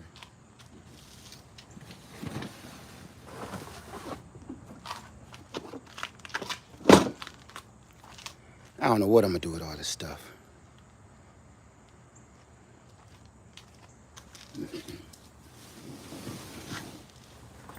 More generator.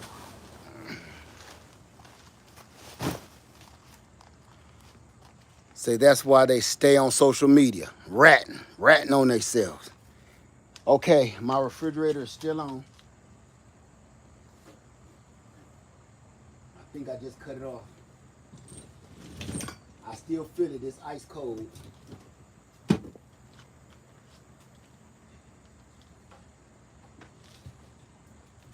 Kind of scared to open it though. Let me see. Hold on, I'm gonna bring y'all with me. So we can do this together. I'm kind of scared to open this mug. I don't want to open it, then something crawl out and get me.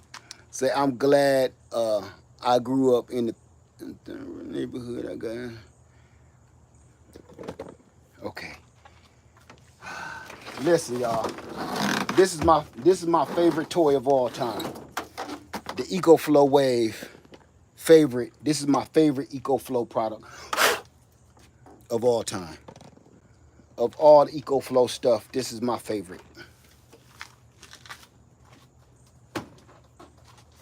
Never leave home without it.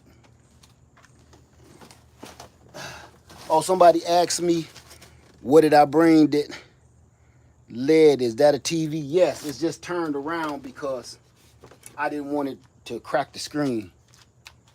I've shown it before. Let's see.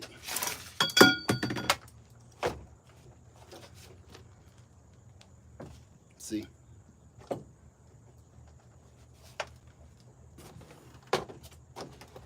But I put it on this swivel so I could do this when I needed to.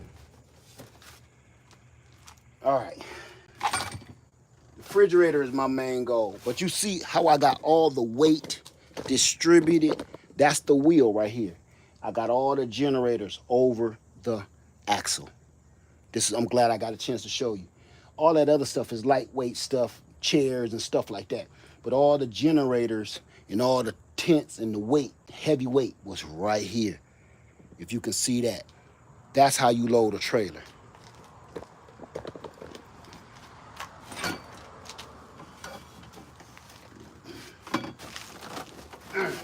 This cornhole is heavy. I got us a cornhole game to play at camp, and I messed around. I spent a little too much money, and I got the one that's made out of real oak or something. It's like picking up a dining room table.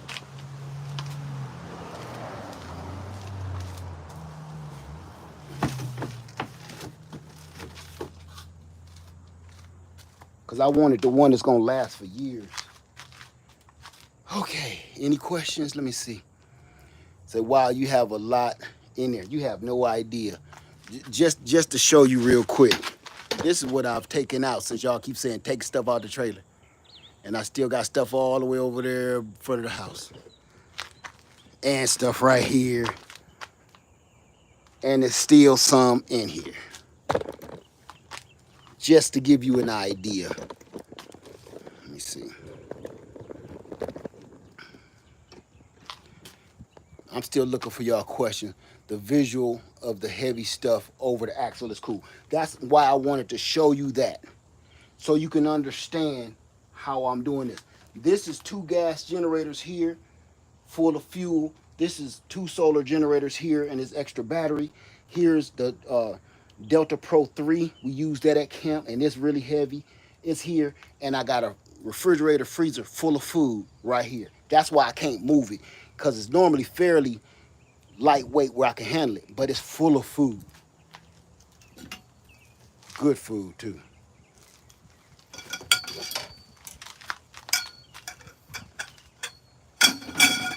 But we about to find out. Because it's still cold.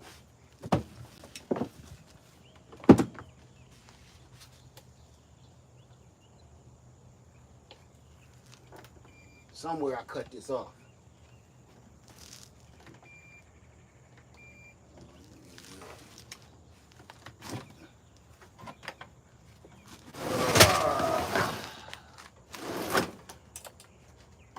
You can see it. Okay. Bacon, eggs, stuff that we cook, sausage.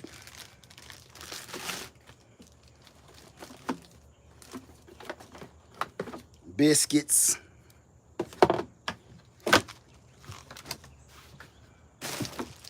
More stuff. Oh, y'all can't see none of that.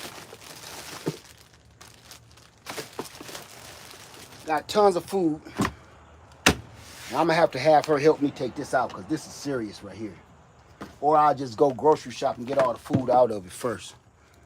But until then, I wanted to make sure. Let me finish off right here. I wanted to make sure I showed y'all the realization of how this go. So you ain't gotta ever be asking people and they lie to you. This is a trip. Now, I'm gonna end this video how I started it. You need to set up a couple of situations. If you have 2 tents, 3 tents, if you have 2 generators, 3 generators, whatever, you don't keep them all at the same spot. If you have land and you're a landowner, or if you have another house, whatever, go put your items in different spots, right? We did have a good time. Matter of fact, we had a time to change my life. I ain't gonna lie about it. If you have several generators, solar or gas, it don't matter. Man, go put them in separate spots. If you have separate tents, you have different tents, go put these tents. Go get a couple of those Walmart tents that cost $24. They 3-man tents. I think I got one around here somewhere. She probably got them. Go get you some water filtration systems, get you some tents, spread your gear around. A lot of this is going to my other properties. All of this is not staying here. Because if I have to leave here in the next few months, I'll be ready to leave here and I won't have nothing to worry about. I'm going to end this telling you, if you have your gear, this is survival gear. Is there anything I can help the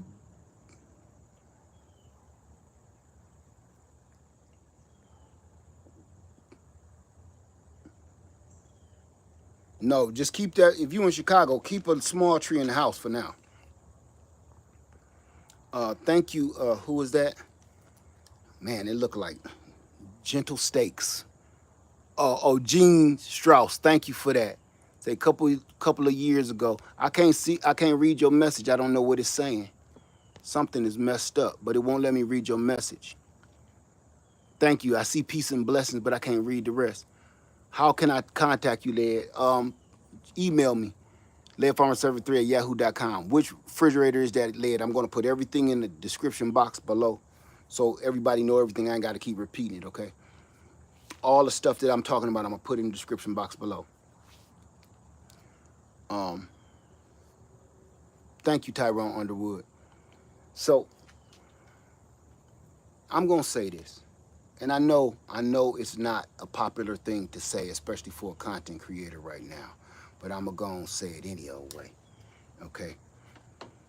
In the next coming months, no matter who wins this election,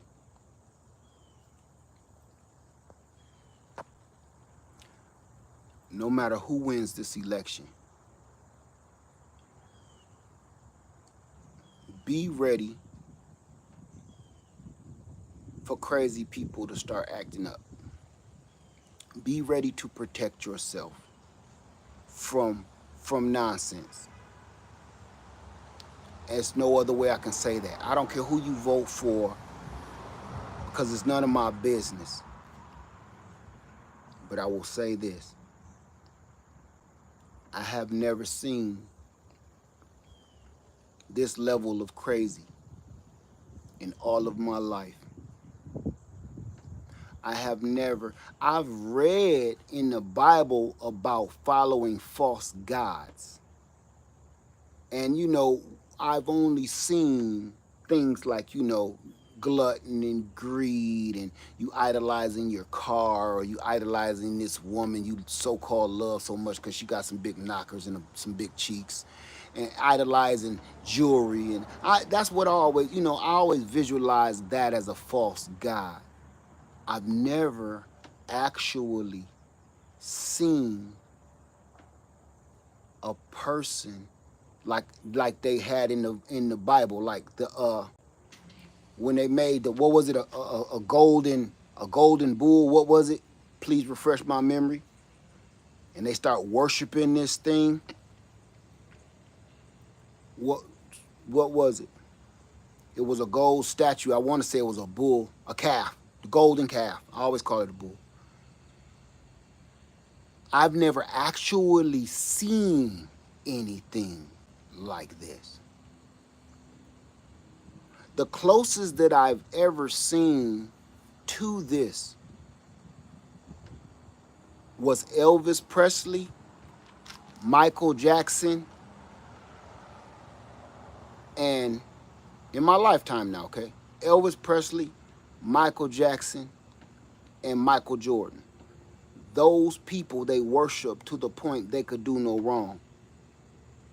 And no matter what they did wrong, that was the closest to a golden calf that I have seen in my lifetime, where people worship them religiously as a god.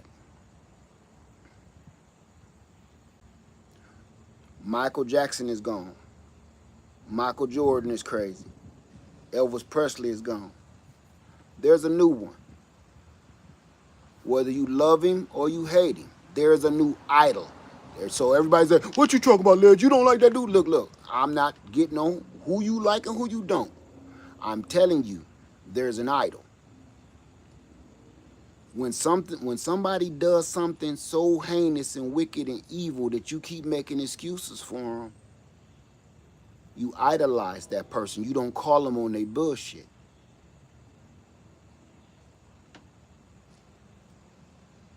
That's an idol. That's a god, a false god. So here's the thing about a false god. They can do no wrong. They can do no evil. They can do, in these people's eye, they can do nothing wrong. They can do it wrong in your face, but your mind, your eyes will see it, but your brain will deceive you and think that it's okay for that person, but not you. Oh, not you. If any of us even remotely thought about committing any of said crimes that person has been convicted of, just the thought of it, just the thought, we would be in there with Diddy now. I have never seen anything like this. I've read things about Al Capone and how he kept getting away with it. And they had to hire Elliot Ness and the Untouchables to finally get this dude, because Scarface was just too powerful. Wasn't the smartest dude but he was powerful. Out of all the things that Scarface did, or Al Capone did, they didn't book him on none of that horrible stuff. You know what they got him for? Tax evasion. Out of all the crimes he committed, they got him on the dumbest one. Tax evasion. Loophole. My point is this. No matter who you voting for, who you worship, and who you idolize, wrong is wrong, right is right. and then there's your opinion. And I think people are starting to erase that fine line between right is right and your opinion. They're erasing that, and they're merging, they're blending the two together, making your opinion truth. What that does is make things dangerous. I'm not here to tell you who to vote for, because that's your American constitutional right who to vote for. But I am telling you this. This is such a volatile situation. This situation reminds me of like a 007 movie where dun dun dun dun dun dun dun dun dun dun dun dun dun dun dun. You know how they tiptoeing through the little landmines and the laser beams through the bank and stuff, and they got to do all this little wiggling and dancing through the laser beams and tiptoeing over the landmines and to set off the alarm like some old Indiana Jones switcheroo with the golden skull bullshit. That's this for real.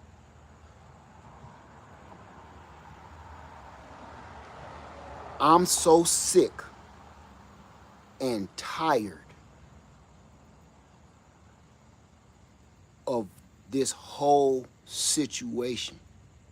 I'm sick of hearing this guy's name. I'm sick of hearing about the crimes. I'm sick of hearing about the followers. I'm sick of hearing about the corruption. I'm sick of hearing about all the horrible people in office. I'm sick of everybody. I'm sick of it. I'm sick of it. Even you, I'm gonna say this, even if I like you, some of y'all like me. But when I put up a video every day, you cut the notification bell off, right? Let's be honest. Say, Led, I love you, bruh. But damn, 2 and 3 videos a day, you killing me, man. I get it. I get it, right? Even when you love somebody, you get kind of tired of them after a while. That's this dude. Man, I'm tired of hearing your MFing name. Bruh, I hear your name so much, I dreamed about you, man. I'm tired of you. I don't care whether people love him or they hate him. Man, I want you to go away. You are a nightmare. Even if people love him, you are a nightmare. I'm sick of you. It's like anybody but you, man. Just go. And this ain't about the politics of it. It's about, man, I'm sick of you. You ever hear a Beyonce song back in the day, right? Remember Beyonce when she was still with the Destiny Child, and the Christmas Destiny Child time come out, right? So 7 little birthdays, little the Christmas song with Beyonce and Destiny Child. Listen, that shit is on every station. It's gonna play Beyonce Christmas song, Destiny Child Christmas, and doesn't it feel like Christmas? Doesn't it feel like Christmas? Doesn't it feel like Christmas? You gonna hear that shit 20 times today. You gonna go to work, they playing it on the PA, you cut your radio and put your headphones on so you don't wanna hear that. Doesn't it feel like Christmas is in the damn, you get sick of Beyonce. I love you, Beyonce, but baby girl, as much as I love Kelly Rowland, baby girl, Christmas time makes me literally freaking hate you. I don't want to see your face. I don't want to hear you, Kelly, Michelle. I don't want to hear or see none 3 of y'all, all 3 of y'all, all 3 of y'all around Christmas time. Much as I love you beautiful, strong ladies, I can't stand y'all at Christmas time. Doesn't it feel like Christmas? Doesn't it feel like Christmas? Doesn't it feel like Christmas? I get sick of that shit.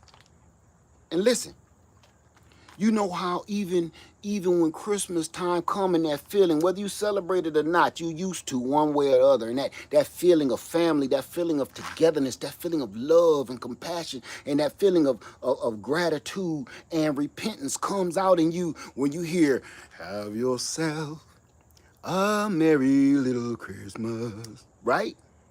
That feeling of, man, go and get that bum $1, man. You go and get that homeless dude $1, man. Stop playing, man. That feeling comes over you. But about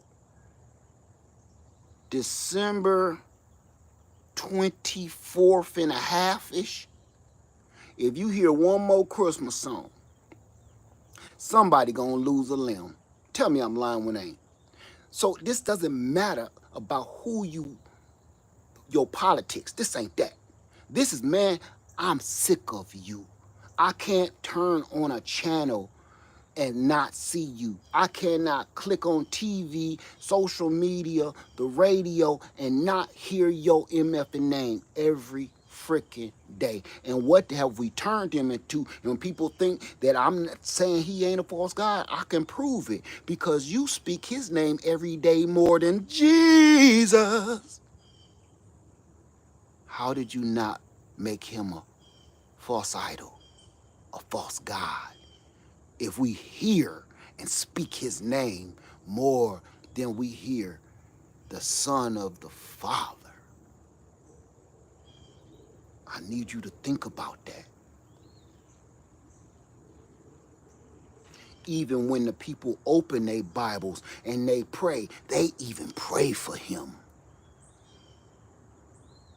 They put his name first, because they'll say his name, and could you please help him? And in Jesus' name, I pray. Amen. That's when you say Jesus' name last. You pray for him first and then say his name last. But people say, I don't worship him like that. You did. You don't even realize you're doing it. I'm sick of you. I'm sick of this guy. I'm sick of you. I just want you to go into your cubby hole, man. And I wish that little cloak was real from Narnia. Man, walk into that big closet, that big coat room. What is it called? The cloak. Walk into that big ass dresser drawer and just stay in there, man. Go in there with them walking goats and shit. Just stay in there. I'm sick of you. I'm sick of everything about all of that. I'm just sick and tired. I'm to the point. I'm sick of you. Doesn't it feel like Christmas? Doesn't it feel like Christmas? Doesn't it feel? I'm sick of you and all your freaking freaks. I'm sick of this circus. It's like I'm in a circus tent and I can't find an MF and zipper. The clowns is still juggling. The monkeys is still riding bikes. The elephants is still standing on 2 legs juggling a damn beach ball. I'm the tightrope man won't stop flipping on that little line. Man, I'm sick of y'all. I'm looking for the exit. I'm looking for the zipper. I'm sick of this clown tent. I'm sick of it. I don't care who you vote for.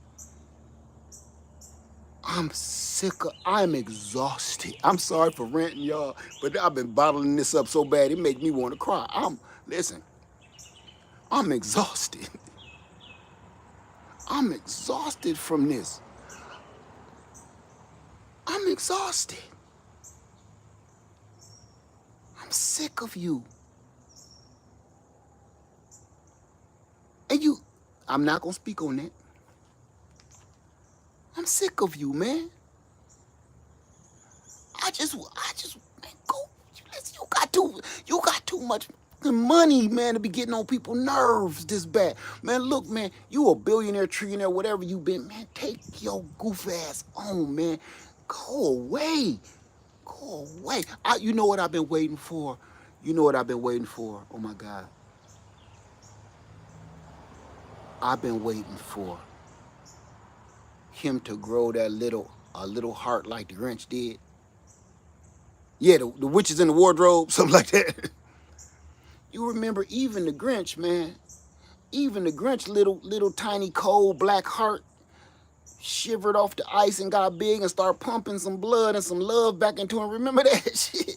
Doesn't it feel like Christmas? Doesn't it feel like Christmas? I told you that Christmas stuff in my mind.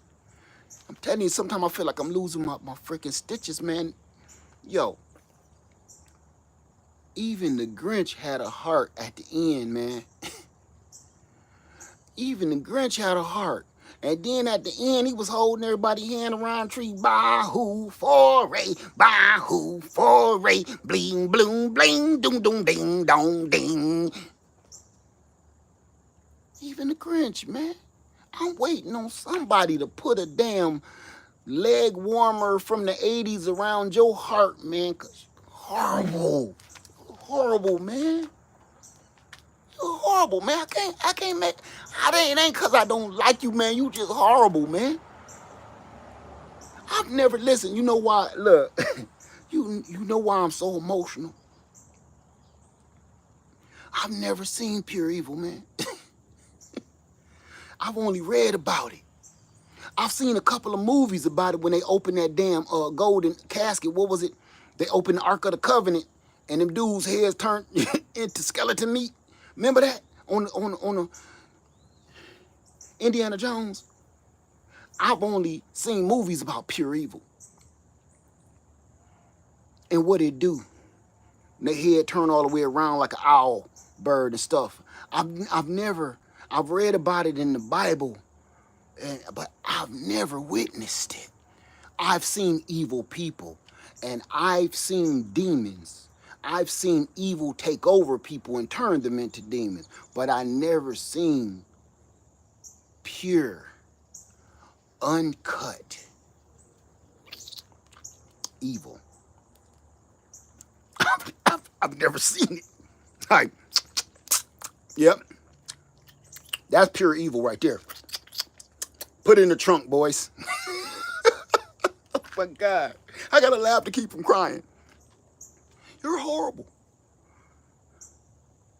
I don't like talk about politics, but damn it, I can't take it no more. You are a horrible man.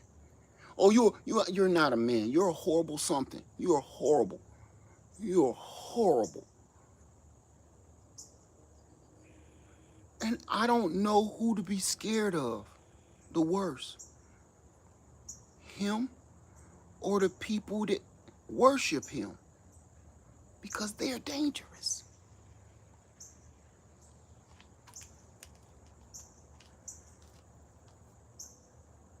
I listened to some nonsense about people that look like me eating cats and dogs and geese in the neighborhood. And the world that worships him was all ablaze. A sensible man, like I would like to think that I am, thought to myself, is that all you got?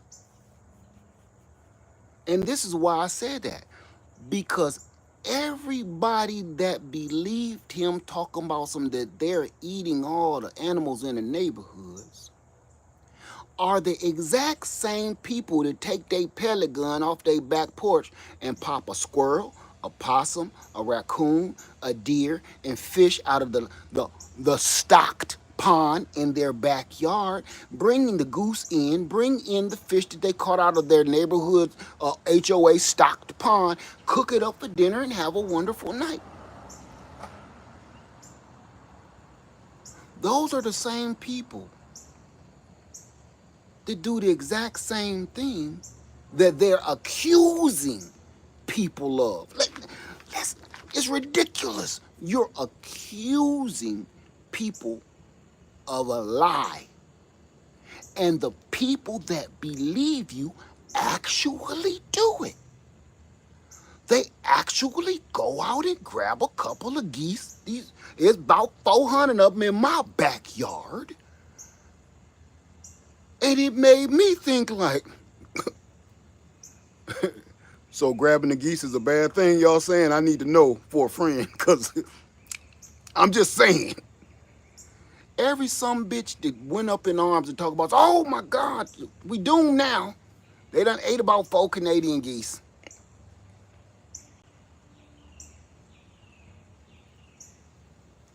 You ignorant sons of bitches.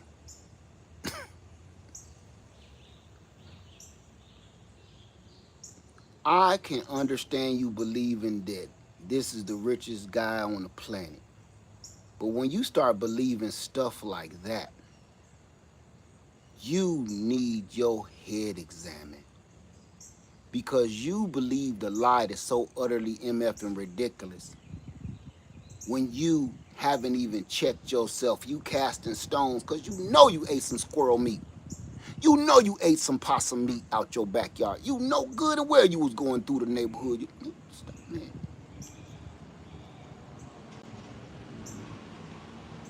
I can't take it no more. I'm sick of you, man. I'm sick and tired of you. I I cannot wait till January 1st. One way or the other. I want this over with. This is like going to the doctor and you know you got to have your colon, you got to go have a colonoscopy. And you know they tell you, your appointment is in 3 weeks. And the lady keep calling you once a week. Lead Farmer 73, you have an appointment with Dr. Giggles on January 5th for your colonoscopy. Please follow all directions. I'm like, ugh. You know, every time that mechanical nurse call you, would remind you that somebody about to go up in you. You get sick a little bit, right? Because you know you about to get tampered with. You about to get tampered with. So somebody keep reminding you that we're going to tamper with your booty in about 3 weeks. That's what I hear. That ain't what she said, but that's what I heard. You know, we're going to put you to sleep and tamper with your exit wound. Please. I want to keep hearing that. But once you get it done, it was horrible. You don't want to remember it. It didn't turn out the way you wanted it to. They calling you now and telling you, I think we saw something on the scanners, and we want to bring you in and talk about the couple of polyps we may have seen or something. And that just gets your heart beat. But you still like, I'm just glad that shit over with. Tell me what's wrong with me. Tell me how to fix it. I'm just glad y'all ain't got to go all up in there no more. That's January 1st to me. New Year's Eve, I will not be celebrating the new year. I will be celebrating the end of this one. I'm not celebrating the new year. I will be throwing away 2024. I'm sick of this one right here. I'm sick of this. Lord, if I make it, this one was one for the books. I'm sick of this one. And I'm gonna tell you this too, and y'all ain't gonna like this neither. I need to do a reality check on everybody here because I don't think you understand. I don't think you quite hear what I'm saying. See, this is why I said I'm not scared of him. I'm scared of the people that worship him. You want to know why? If you have not learned not nan damn thing in the last 8 years, if you haven't learned nothing in 8 MFing years, I can tell you one thing that you learned whether you wanted to or not. You learned how many people can't stand your ass. You learned how many people do not want to be around you. I have learned, the truth has come out of how many of folks really still hate me. The hatred, the envy is beyond anything I have words for or the vocabulary. So after November, it still holds true in my heart that I am still hated for having melanin in my body. Wow. Wow. Wow. It doesn't come down to anything else. The truth is you hate me because I look different than you. That's the truth. The only people that would back up such criminal, evil, wicked lies and hatred clearly tells me you hate me too. And the only way that you can say you love me just as much as you love that guy is if you let me get away with the same crimes as you let him get away with. You know what baffles the hell out of me? And I'm sorry for spilling all this out, y'all. You know what baffles me? People out here have children, wives, daughters, mothers.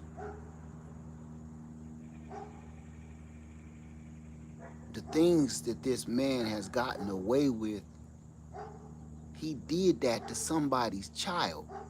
He did that to somebody's mother. He did that to somebody's wife. He did that to somebody's auntie. He did that to somebody's sister. And for some reason, all of a sudden, it's okay. Just because it's him. Have you lost your mind? If I robbed you out of all of your life savings and put your company out of business because I'm more powerful than you, you will worship me too? I don't understand. That's why I can't not be emotional. I don't understand. When I don't understand something, I don't let it go. I keep trying to figure it out because there is some kind of logic in there somewhere, even if the logical answer is somebody has lost their freaking mind. I get it then, but somebody got to explain this to me.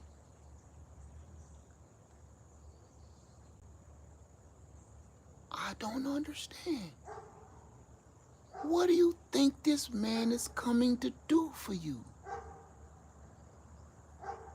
Like you know him. His suit costs more than anything you've ever purchased in your life combined. You think he want to come sit at your dining room table and eat your grandmama's special recipe fried chicken with you? You think he's going to eat anything you would fix him? Do you? You really think he'll come and sit in your house, in your living room, on your couch, and watch the Super Bowl?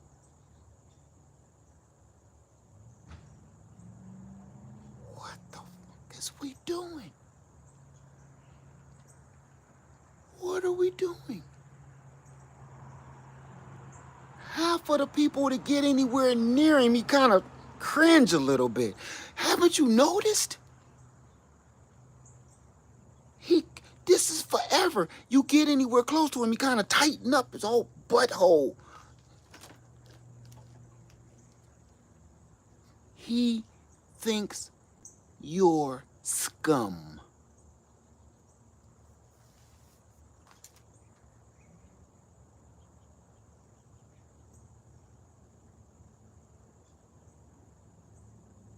I've never seen people so horrible that they actually break up happy homes. You have broken up happy homes because somebody else the husband might have been obsessed with him and the wife is like, are you okay? I know you're going through a midlife crisis, but I'd rather you go buy a very expensive red Corvette than go jam yourself. I'd rather you jam yourself, your fat ass, in a little red Corvette than jam your ass up his ass. Please. If you're going through a midlife crisis, baby, I can handle you going out there and taking up skydiving or something, and you 389 pounds. I can, with sleep apnea. I can see you wanting to try new stuff now that you starting to feel the Grim Reaper's cold touch on your shoulder. But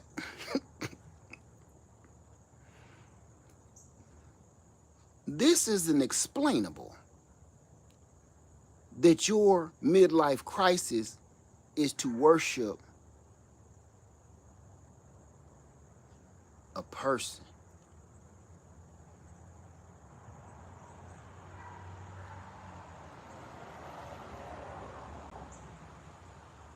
Never seen nothing like this in my whole entire life. I've never seen nothing like this. I've only seen fictional movies about stuff like this. You know those fictional movies like, if we don't put the crystal back into the stone before midnight, evil is going to take over the earth and we're all going to get sucked into oblivion. So we got 3 hours left before we can get the crystal back into the stone. That's what's happening now. Is every damn Ghostbuster movie that ever has been, right? It's real life. That's what's happening right now. I feel like you see the Ghostbusters, the old one, where the machine had broke or something, and Ego did something and Vigo let all the damn ghosts out the machine, and they was all over New York City eating hot dogs and shit. Remember that?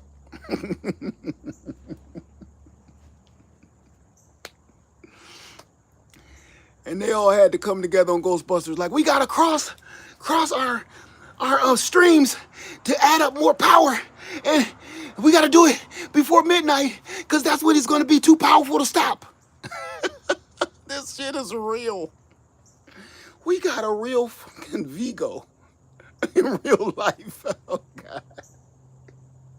I feel like I'm having a nervous breakdown online. We got a real life Vigo. And we running out of time.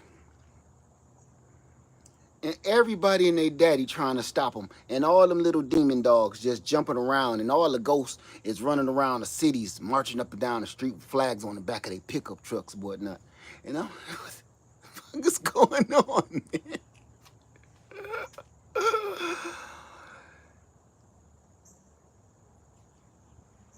Right is right. Wrong is wrong. And then there's your opinion.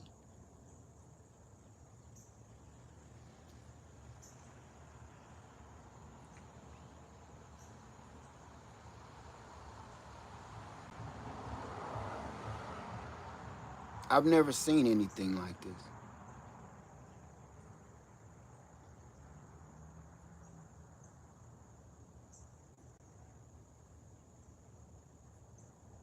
Ever in my life. I don't ever want to see anything like this again.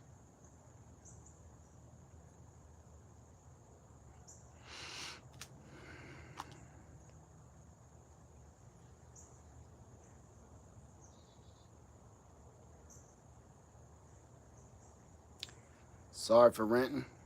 Sorry for raving.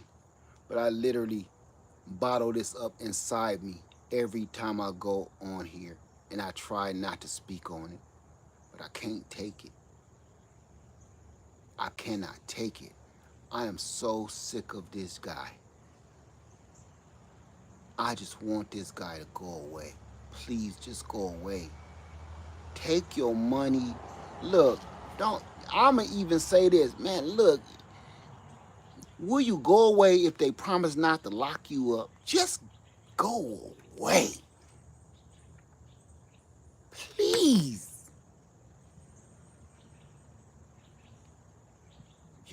You ever, when you was in school, and either you couldn't stand somebody so bad, or you were so madly in love with this girl you see in the cafeteria every day that you dream about him, or that bully in school, you hate him so much you dream about him, and you ain't getting no sleep that night because now that you slept and dreamed about this idiot, now you got to go to school and see him in real life.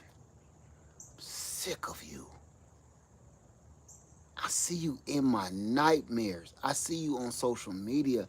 I see you on TV. I hear about you on the radio. I hear about you around the water cooler. I'm sick of you.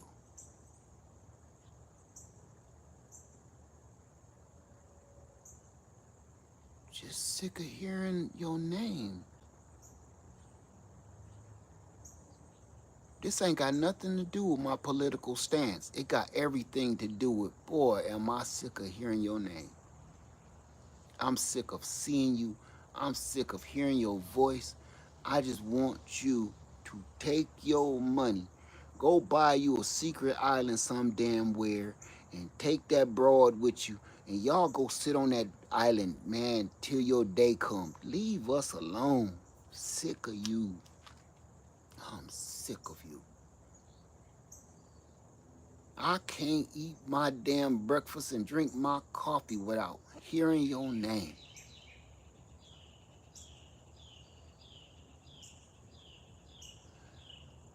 Listen, I will even sympathize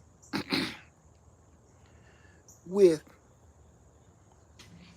when you have a domestic dispute, you have a child between a woman and a man, y'all have a child, things don't work out.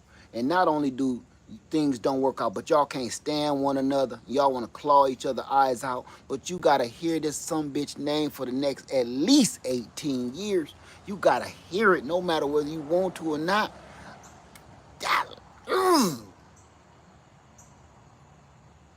You almost want, look, well, just go live with him. And so I don't gotta hear his name. You know what? He can have custody, everything. I don't want to hear his name no more.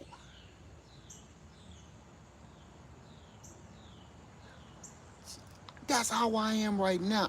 Man, just go away. I'm telling you, if anybody know where I got the cornfield from on the Twilight Zone, where he made people go away, that was the cornfield.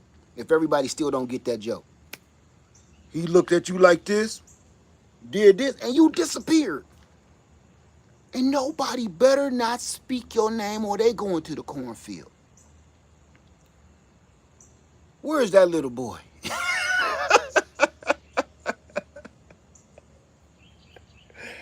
Where that little guy at, man? Shit. Whew.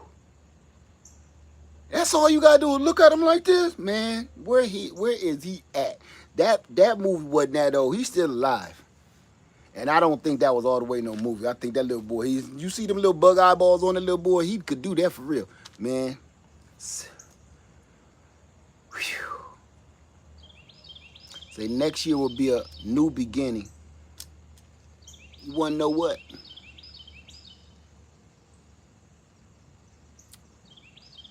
I'm talking, you said who am I talking about? I'm talking about Daffy Duck.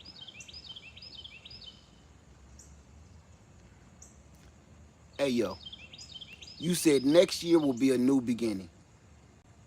That's what I'm afraid of. Don't matter who wins. Don't matter who loses. The people that worship that false god is already stirring stuff up.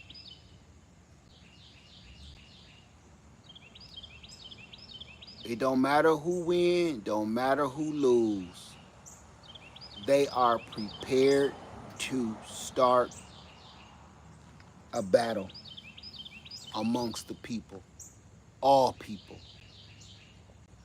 And just like anybody that worships a false god or a false idol, if you do not believe in their dominion, they will shun you.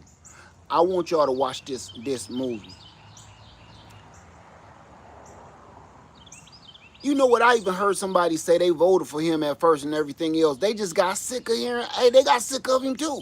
Like, I still like his politics, but boy, am I sick of hearing the guy. You know you got to be sick of this right here. Look here.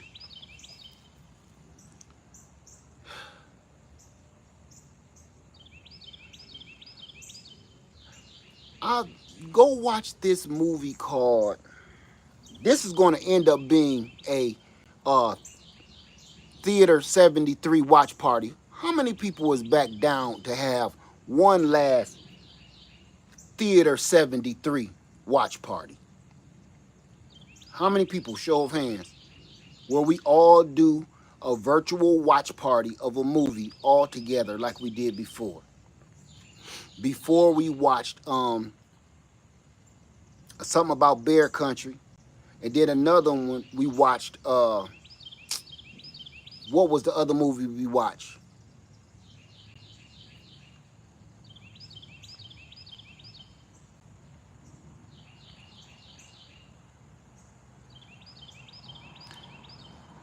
Dang, I can't even think of it. Okay, The Stand was the first one, but the second one was with I can't remember the second movie we watched with the watch party. We're going to have a watch party. I'm going to try to schedule it for this Sunday. Leave the World Behind. I kept thinking about something behind me, but I couldn't think of it. Leave the World Behind. Nah, this the movie that we watching Sunday, and I'm gonna schedule it and I'm gonna post it on the community post so we all know. Uh, what is it called? It's on the tip of my tongue. It's a movie that's out right now, and it's called Civil War. Has anybody seen this movie yet? It's called Civil War, and I think it's on either Netflix or Hulu or something. They put that movie out on purpose. They put that movie out when they put it out to prepare everybody for this. Sunday. I don't know what time yet. I'm thinking 6-ish, around 6, 5 or 6 o'clock. Because I don't want to be up all night, but y'all know how we do it. It's going to be a long one because I'm going to keep stopping it. And we're going to talk about it. We're going to take down notes. And then everybody, I'm not going to do like last time when I got knocked about it. So everybody have it ready to play on your own TV. And I'm going to play it on my own TV. And we all going to get in the living room, popcorn, whatever you need. And we all going to sit around. We're going to talk about this movie. I'm going to do it on StreamYard. And I'm going to bring one person up every time we stop it. We're going to stop it in probably 15 to 30-minute intervals, just like we did before. I'm going to say 15-minute intervals. And we're going to stop it. We're going to discuss it for 5 minutes. And we're going to move forward and finish watching the movie. And then we're going to have a recap at the end when it's over. And we're going to all sit around and talk about it. Because if you don't understand what the hell is going on right now and what is already in play, you are delusional. You got to be out of your rabbit ass mind if you don't see what's happening. This ain't conspiracy theory bullshit. This is literally people walking up to you spitting in your face. This is people walking up to you telling you you don't belong in this neighborhood. This is people having the balls enough to come up to you and tell you you can't live here. This is people having enough balls to come and tell you they don't want you in their restaurant. I've seen it all over the last 90 days or better. People actually saying, y'all can't come in this restaurant. Wow. My mama used to tell me about, she lived in the era of you can't drink out this water fountain. You mean to tell me you want to do this again?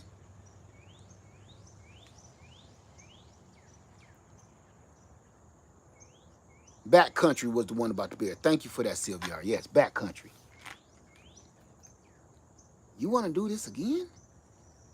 I don't want to see the Purge, because the Purge is realistic right now too. But Civil War, man, I've been seeing bite-sized pieces of this, and I said I'm gonna save this because we got to do a movie night. Theater 73 is back open. It has been renovated, and we will be doing a movie watch of the movie Civil War. If you haven't watched it yet and you want to wait till the movie, fine.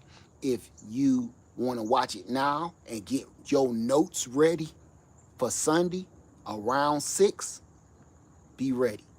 I'm gonna get on off of here and I'm gonna finish putting this stuff away.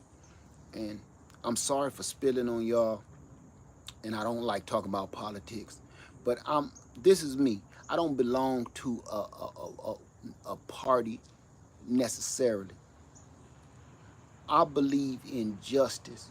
I believe in morals. And I believe right is right, wrong is wrong. And then there's your opinion. And there's so many people that's so opinionated that they let their opinions blind the truth. They let their opinions blind the lies. And it's so disheartening to me because everything in the Bible, this is the scary part to me, because everything in the Bible states this is supposed to happen. So if everything and all the prophecies in the Bible keep coming true and falling like dominoes, the rest of that chapter gets really scary after this. I'm laughing to keep from crying. Because all of the prophecies are literally, it ain't conspiracies, man. It's factual. All of these prophecies in the scriptures, it's like, you remember when you was in grade school and you went down to the library and the librarian read the classroom a story, and every time she told the story and the frog jumped on the log, and then she showed you the pictures. The classroom is sitting all the way around her in a horseshoe shape, and she shows everybody the picture of what she just read, and you saw the frog leaping onto the log in grade school. Remember that? The librarian reading to the class. She turns another page. After the frog jumped onto the log, the frog then jumped into the bog.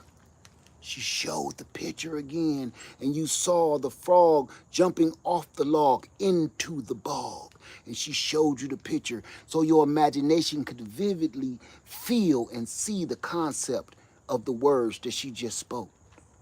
That's the Bible to me.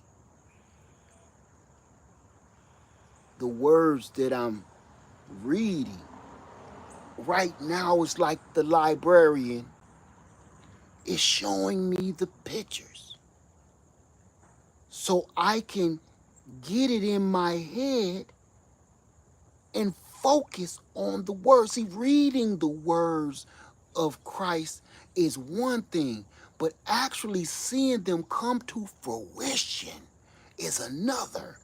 To read the words of God is one thing, but seeing them, and that ain't got nothing to do with your trust and love in Almighty.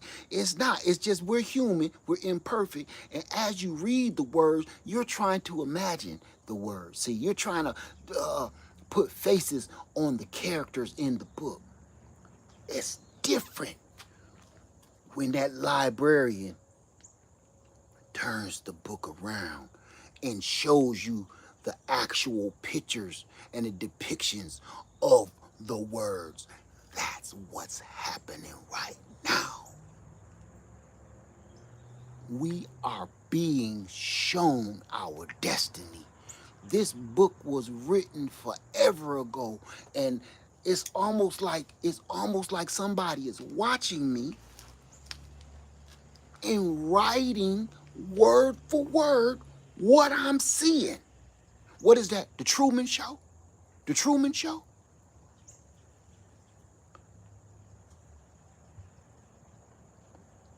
And I'm just, like in the Truman Show, I am becoming aware that this is all some bullshit. This is actually happening. As I do something, I realize how many people, show of hands, how many people go through your everyday life doing stuff, you living life. But do you ever kind of like feel that deja vu feeling? Like, feel like this happened before. You want to know what that deja vu feeling is? Like people talk about the Matrix. It ain't quite that. You know what that deja vu feeling is? Every time you might be driving, like, damn, feel like I drove down this street before. I'm going to tell you what that is. That's scripture coming to life. You feel like you've been down this street before because you have, because something is about to happen to you that's going to test your faith, just like the scripture said, and it's going to put you to the test between good and evil, no matter what it be. Even it ain't got to be a car crash. It could be something as simple as, is you going to eat this donut today or not, knowing you on a diet. You will be tested today. That's why it feels like you're like, I've been here before. Yeah, I know. You read it a couple of days ago during Bible study. It ain't adding up to you because you driving down the highway 75 miles an hour. You ain't thinking about them scriptures you just read on Wednesday night. That's how I feel. I feel like everything is a deja vu. Like, I've heard this story before. Even the stuff I'm watching on TV, like, I've heard this battle before. I've heard of this debate thing. I've seen this before in my mind. Why do it feel like I've seen this debate before and I already knew what was going to happen? It's like I knew what the words were even going to be. And you want to know why? Scripture. Scripture hit me. It was like David and Goliath. I was like, that's why I feel like I've seen this before. I've heard this before. It was almost textbook. It was almost textbook. He outsmarted the giant. And you toppled him over with a stone and a slingshot. This mighty, unbeatable giant was outwitted, outsmart, and took him down.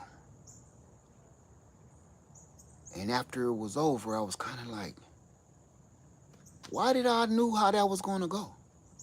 Why do I feel like I've already watched this already? I haven't even watched the whole thing because I feel like I've seen it.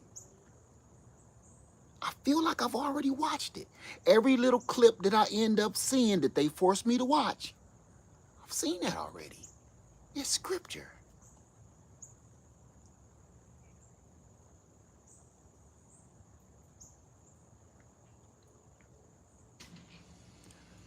I just can't wait till this battle is over. Because once this battle is over, I know where I stand and I know what I gotta do. Once this battle is over,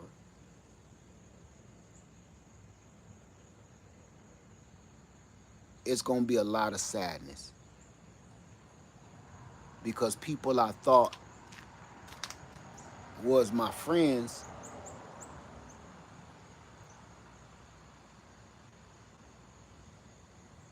chose to worship a man that's telling them to hate me.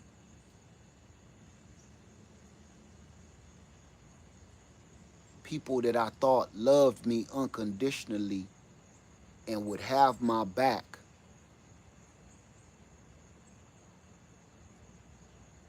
trust a liar, a cheat, a fondler, a swindler, an extortionist.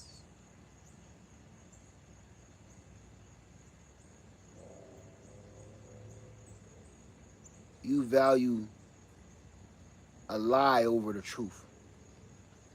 This ain't got nothing to do with the political part of it. It got to do with the reality of it. You know how I feel. I feel like, and this has happened to me in my life, and I'm sure it's happened to you before too. You know how I feel. I feel like I grew up with this friend of mine. I had a friend. We grew up together. He's like a brother to me and everything. And he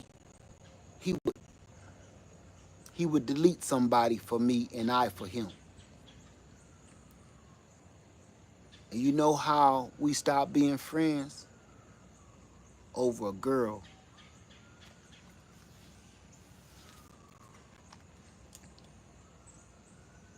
He loved this girl. He worshiped this girl. He cherished this girl. He loved her, cherished her. I'm going to tell you a true story, and I hope he watching. He loved this chick. And I kept telling him, man, she ain't no good, bro. I know what she been doing, you know what I mean? I know what she been doing. Oh, no, I'm going to have a baby by her and everything. We going to get married, blah. I'm like, bro, don't. I'm telling you, I can prove it. And I kept telling him, I brought a couple of my other friends, like, man, would you tell him, man? Would you tell him? Didn't you hit the skins? Would you tell him? You're like, yeah, man, I did. I didn't know y'all was together. Right? Nothing I told this dude made him stay away from this woman. She was wicked. One night, I get off work. I had just got my very first car and everything, and I drove to her house, because that's where he always was. I knew he wasn't staying with his mom no more. They had moved in together at their own little house. I drove over there, and I knock on the door. She come to the door, and I asked her, I ain't saying none of their names, and I asked her, where my man at? And she was like, oh, he run around the store. He be back in a minute. So what do? I just bought my very first car, so I'm sitting out in front on the curb, wiping my car off. I had a Oldsmobile Delta 88, a 77 Oldsmobile Delta 88. I'm wiping it off. He's clean hubcaps. So I couldn't wait for my homeboy to show up, because we was going to do a little sipping that night, talking a little junk. So as I'm wiping my car off, she's sitting on the stoop, on the porch steps, maybe 20 yards away from me. And she talking to me. I got my music playing, so I could barely hear her. I'm just kind of talking to her while I'm wiping my car off.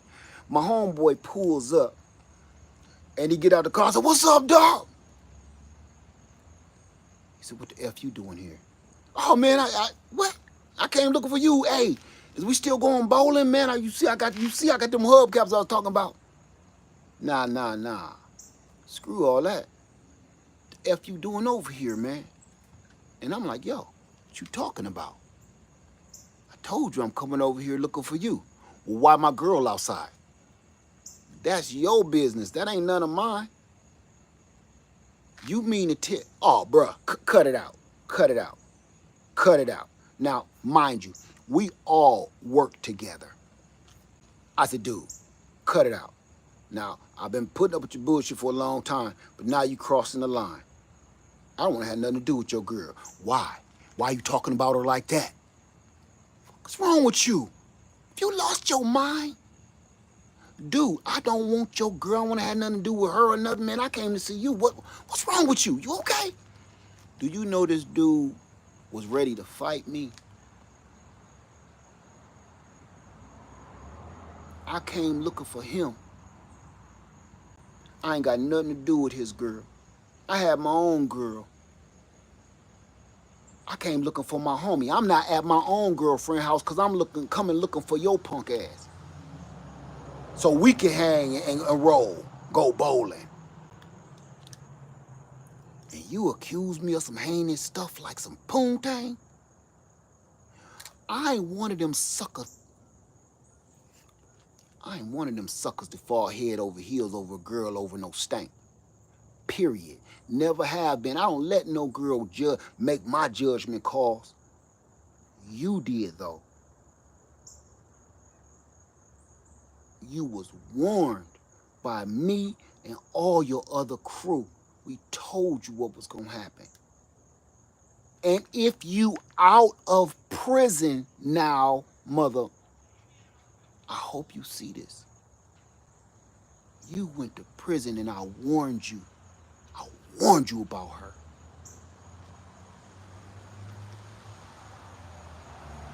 This fool did the same thing to somebody else, thinking they trying to holler at his girl that was screwing everybody. He shot at that dude, and he got a 30-year bid. What has been? Let's see, let me think now. 17 or 18. My son, shit, yes, he should be out of jail. My son, oldest son's 32. He should be out of jail. You dummy. That I told y'all that story for a reason. That was a real, true life story. You know why I told you that? Because that's how I feel people are hypnotized.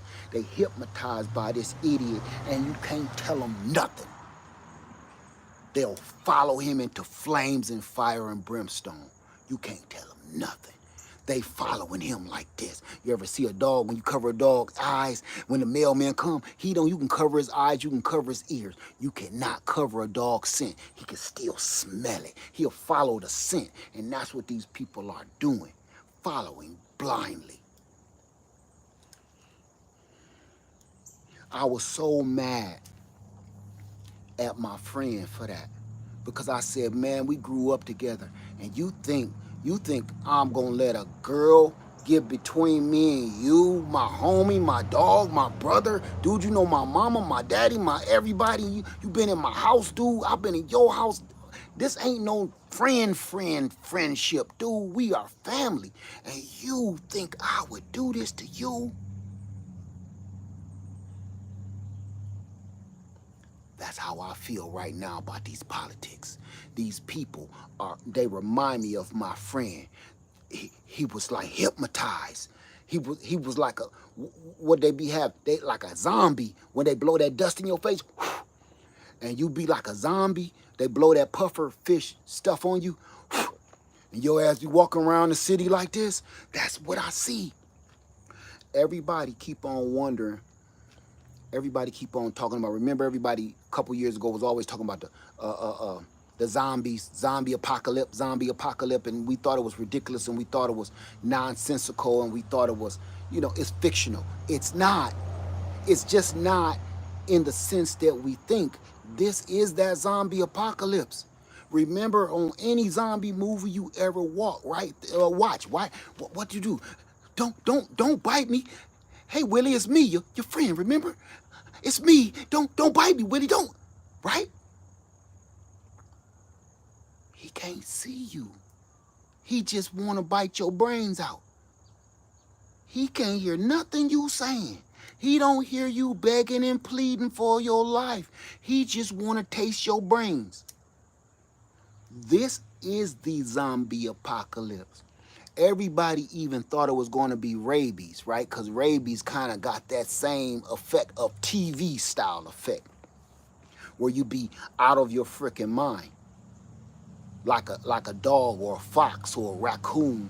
They thought rabies was going to actually be the zombie apocalypse, because we're always thinking, we're overthinking and thinking it's going to be something so dramatic, but it's not. It's going to be subtle. The zombie apocalypse is no more than people following blindly a hateful, wicked, evil man, and will do all of his bidding at his he doing it right now. Cap Mayhab, ain't he? He telling them what to do. He telling them what to say. He telling them how to think. I heard somebody even say, did you? I wouldn't vote for that lady. Look at how she laughs. Now, a person on YouTube said that you wouldn't vote for somebody because they was laughing. You are a brainwashed zombie if that's the reason you would not vote for somebody. To even bring that up after that man mentioned that, you are a brainwashed zombie. I wouldn't want anybody running the country that laughs like that. Well, Eddie Murphy is one of the biggest A-list comedian actors of all time. You pay to go see every Eddie Murphy flick, and he has the most identified laugh besides Seth Rogen. You'll go watch Pineapple Express with Seth Rogen all day. You even go watch his animated movies, like Aliens versus the Giants and stuff. But you mean to tell me that stopped you from doing the right thing?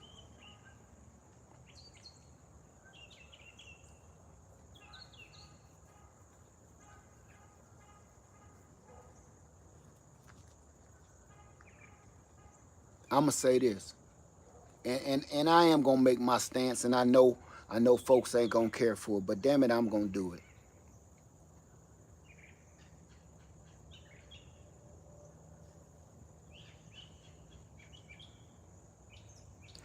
They're all liars. That's their job. All of them. That's their job.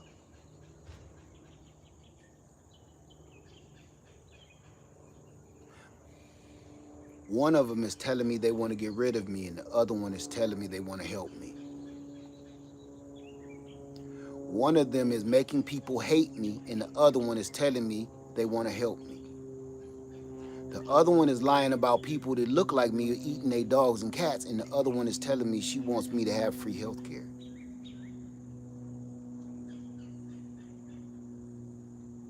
Every word that comes out of that other one's mouth is hateful and hatred towards mankind itself. So they're all liars. But one is blatantly telling me he hates my ass, and he can't wait to get some power so he can send me back to where he believes I'm supposed to be. Here's another thing too.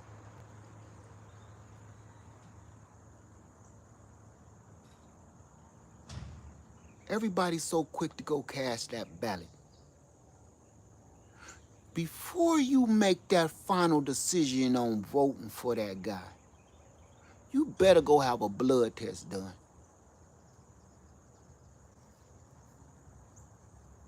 Because just because you lighter skinned than I am means zero. Means nothing. You know, they used to have this test called the paper bag test.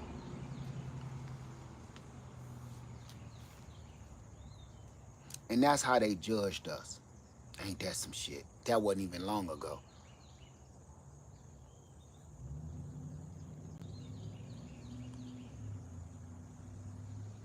Now, they're burning books that tells the truth about what I'm telling you now, because they don't want to remember how horrible they were. They don't, the things that they have done have been so heinous and evil and wicked and monstrous and torturous, they're too embarrassed to let anybody else remember from this point on. They're too ashamed. The only reason you'll be burning history is because you're ashamed. It's the only reason you would do that. The only reason you would burn the truth of history is you were ashamed of it. Every doggone pyramid off in the doggone over there in the sand got the noses knocked off. And everybody couldn't figure. They keep saying, oh, it must have been erosion that knocked the nose off of the Sphinx, or erosion that knocked the noses off of these pharaohs. It must have been erosion. Why do the erosion only erode their nose off? This whole big-ass monument been standing for billions of years, and all the sand and the rain and the water got to was his nose? No.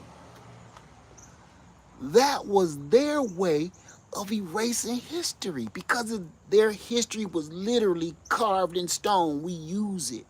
We use it as just words when we say, and it's set in stone. They shit was really set and carved in stone. And the only way they could kind of make you not remember was take off the most noticeable feature that nobody else got. Everybody got a round head, everybody can put on headdress, everybody can do this, everybody can hold a little sticks, everybody, but nobody got this. Nobody. These statues, monuments, and world wonders have been standing for thousands and thousands of years. And the only thing that has, mind you, it didn't fall off because it ain't nowhere to be found. It was taken off, was their nose. That was ancient people's way of erasing history of who did what, who belonged to what history line. They just didn't know that later on in life, scientists would get a little bit more intricate and start realizing bone structure, cheek structure, chin structure, head structure. And you could still see it. They're burning books about the truth because they do not want people in the future to remember what was done because it's so horrible and so heinous. Why you did it, be proud of it. Stand up for it like the rest of these boys do.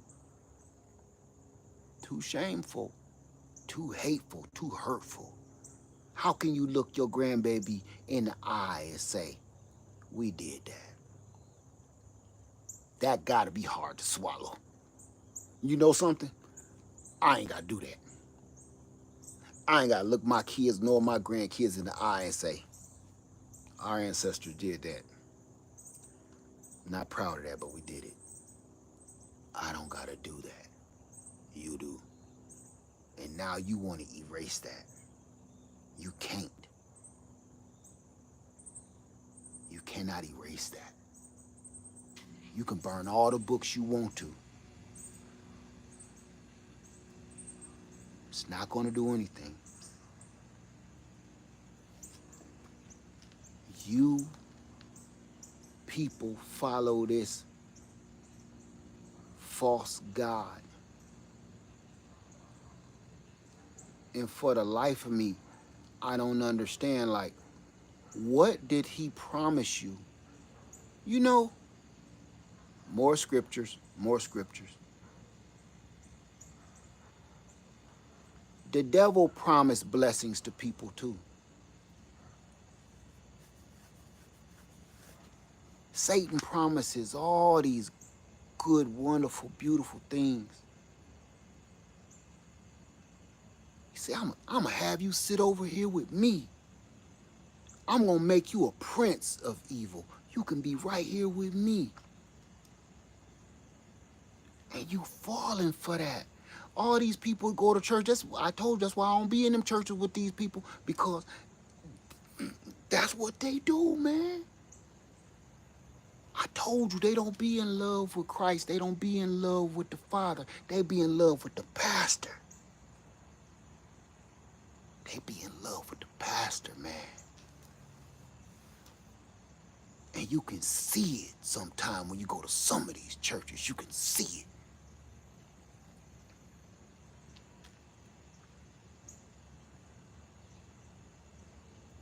That's what we dealing with. They are in love with that man. They're in love with him. You know, have you ever seen anybody fly a flag on the back of a pickup truck or a Lexus or something? I don't know. Of the opposing team? Have you? Ever? Ever? Usually, let's just say when Obama was in office, you've seen people with a little bumper sticker like this right around the muffler somewhere, tucked under the bumper, so they don't mess up the paint. And they wouldn't even fully stick the damn bumper sticker on it. They would use double-sided tape because they don't want to mess their car up with this nonsense, right? It's just a sticker on the bumper. I've never seen people lose their minds so bad where they go into the seamstress or they going into the Walmart and using up all the material out of the sewing aisle to have flags specially made with this man's name on it. Let me tell you something. Let me tell you something. To fly on top of their house, on their car, they got on a shirt, a hat, gloves, beanie, one of them "We Are #1" foam hand signs. I've never seen anything like it. It's almost, I'm going to tell you how it make me feel, and I'm only speaking from my soul, so please excuse me. To see these flags waving on the back of trucks, knowing what this man does and is capable of,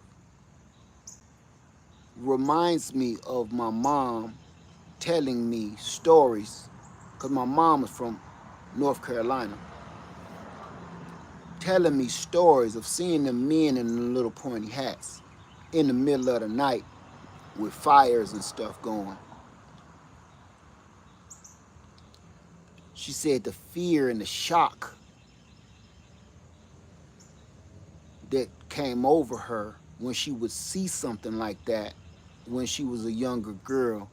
And she said the reason was because she knew the only reason, well, what she was taught, the only reason they are wearing these little pointy hats and on these horses was because that is the definite sign that I'm looking for you to hurt you. If you don't know who they are, then you are one of them, whoever just asked that question.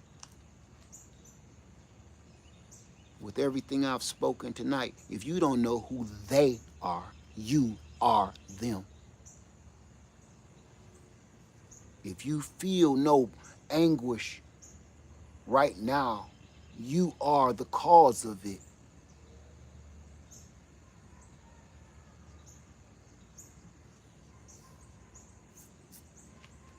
Everybody always asks me, who are they? Why you always say they? If you don't know who the hell they is after everything I'm saying, you are them. And you don't need to know anyway. You are the root of this problem. You are the cause maker. You are the deal breaker. You are they.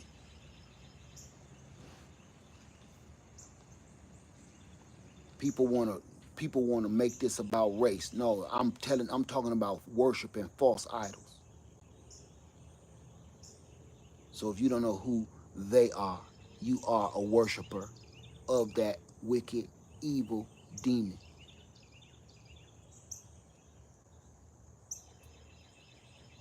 You know, we do this stuff on social media, and you don't know what us content creators go through, trying to bite our tongues every 5 seconds, and knowing good and well deep down in our hearts, man, we crying inside, and we want to scream out loud and scream out the actual real truth. I ain't talking about fictional bullshit. I'm talking about reality that's going to make or break or change our lives as a structure, as a whole, and that's what's happening now.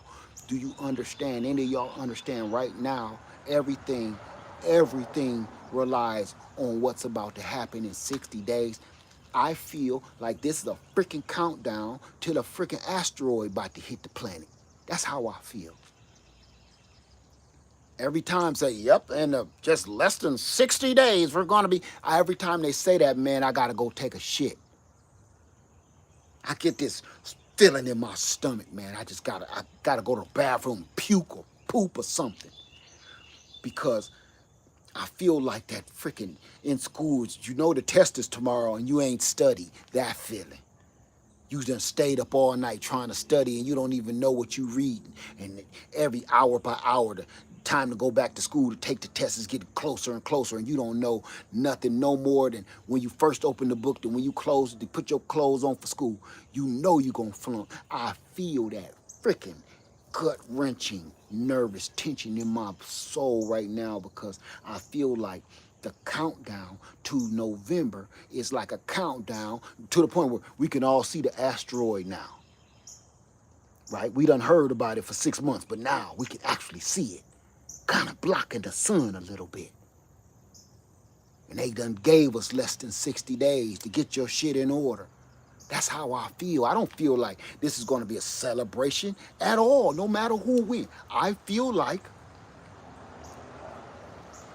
deep impact. You better brace yourself and pray for this one, because that's all about to happen. This ain't going to be a whew, woo at all. Everybody ain't growing their own food and everything. Y'all gonna be going to restaurants and everything. Remember them days?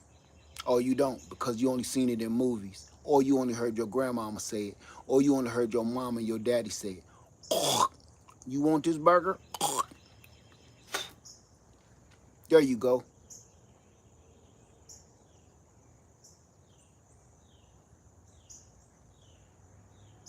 You've heard those stories too. And you don't want to grow a garden right now?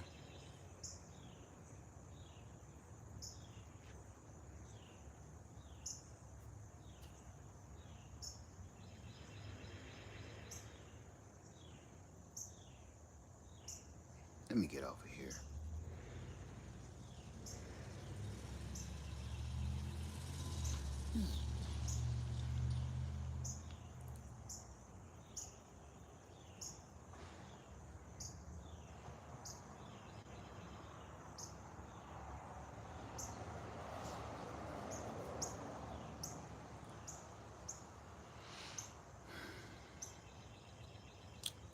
I'm sorry to everybody that I didn't want to rant. You just been building up on me so much. I'm just wondering, am I the only one that this shit is building up on, and you just sick of it all? You just sick of it? I'm sick and tired of hearing that man's name. I'm sick of it. I've been hearing his name for 16 years. I'm sick of this motherfucker's name. I'm sick of you. Please go away. I'm going to pray. I'm going to pray.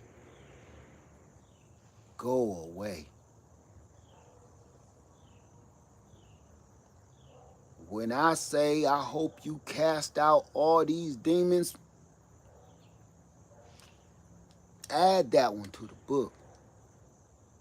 I ain't never seen nobody with such an evil agenda. I've never seen nobody so horrible. I know people lie. I know these politicians lie. That's their damn job. But to actually see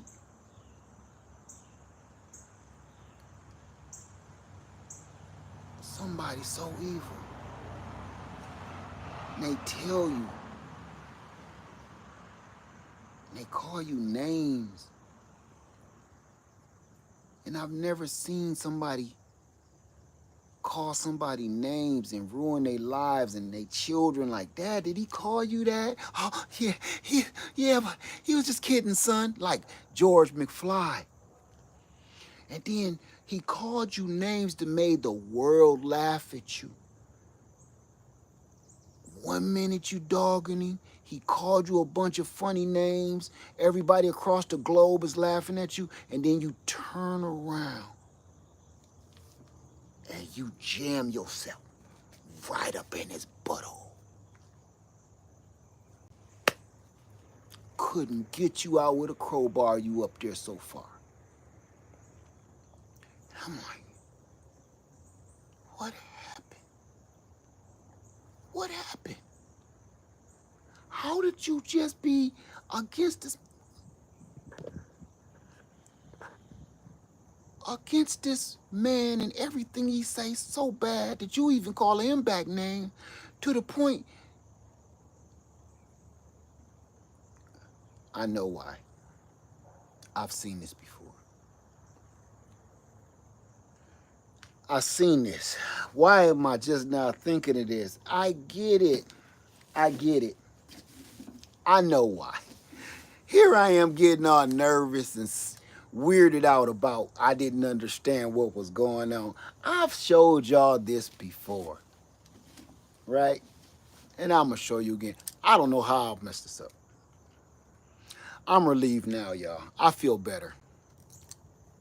This is why I feel better. Because I forgot. Jim Henson.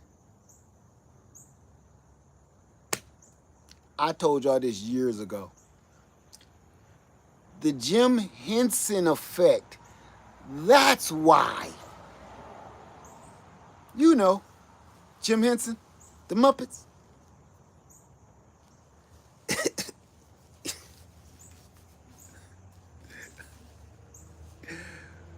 You jam your hand up there, you can make them say anything. Like magic. It's the Jim Henson I said this years ago with the sock, remember? Saki. My little friend Saki. How did I forget? The Jim Henson effect. Here I am, silly me, thinking the world has changed and gotten better. And the whole Jim Henson effect didn't apply anymore. Stupid me.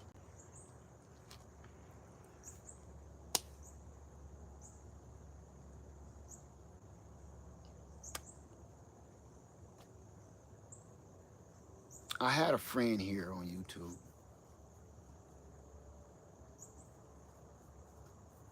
I had a friend here on YouTube, and she was a homesteader. I liked her, and I thought she liked me too. We never conversed back and forth at all, but I used to be on her channel. She used to be on mine. I still got the proof if she doesn't claim that. Then I saw her get into a big old huge back and forth with another big homesteader that me and him used to be friends too. But I figured out why we didn't see eye to eye. Because he just liked me for views. He got them. And now he's one of the biggest YouTube channels out there, Homestead. And I figured, and I heard him say, and I got it recorded and screenshot, he don't like folks that look like me. Or he didn't necessarily say that, but he called me one of those animals with a long tail that hang in trees. He didn't say it to me about me, but he said it about my people that look like me. And I got it. Well, this woman gets into this big old back and forth with that guy. Now, both of them in the past used to be my friends, so I thought. And I knew he was a piece of shit, so I just let him go. No big deal. But then, this pumpkin head mug take over, and she flipped the script. And I couldn't believe it. I'm like, all this time, if you didn't like me, just say you don't freaking like me. Why did you pretend to like me? If this how you felt the whole time, this ain't about politics. This ain't about politics. This is about hatred. This ain't about whose policies are better anymore. Have y'all figured that out? This ain't about policies. This is about domination. So I heard her say, and this is when I knew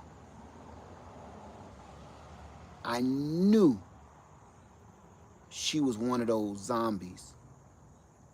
Is when she said, did you hear the way she laughed? Who could stand it? Who would vote for somebody that laughed like that? And she went on about that, saying that for about a good 3 to 5 minutes about the way the woman laughed. Not her policies, her laugh. That's when I knew no matter what you say to this person, she don't see you anymore. She's a zombie. She just want to eat your brains. She's gone, man. You ever see The Walking Dead? When people, they see one of their loved ones walking down the street like this, and they like, wait, that's my wife. No, she's not your wife no more, man. Don't go. Leave her alone. And this dude fighting to go get his wife anyway. Please, man, that's my wife. I love her, man. I can't let her go out like this. He go out there and he hug his zombified wife. It already been bitten and everything else. She walking down the street like this. And he go up to hug her and try to save her, and she bite his whole neck meat off. Don't bite me. Lillian, it's me. Don't bite me. Why? No, no.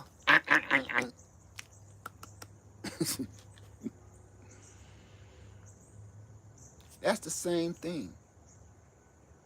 When they don't even recognize you anymore and recognize the hurt that this person is causing, the pain that this person is causing, they only see what's stimulating them to move forward. They're zombified. They're following blindly. They're only following an instinct, like them zombies on Walking Dead. They're following an instinct to feed. These people that's following their guys, they're going off of instinct to feed. They're not even listening. They're not paying attention. All rationale is gone. All morals are gone out the window. They don't care no more.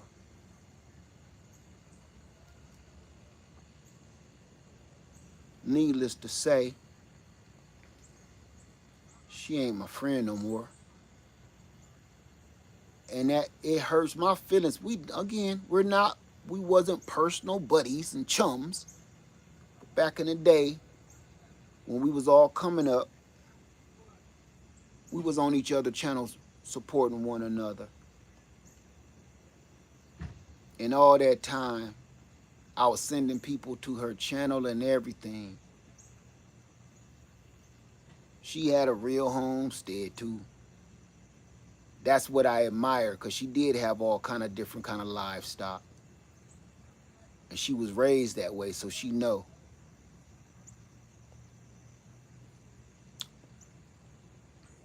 And then she fell in love with that golden calf, I guess.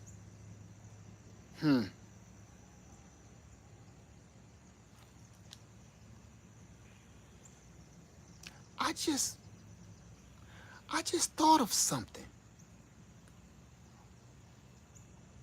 Golden calf. I want that to soak in for a minute. They worshipped that golden calf. Did anybody else just catch that?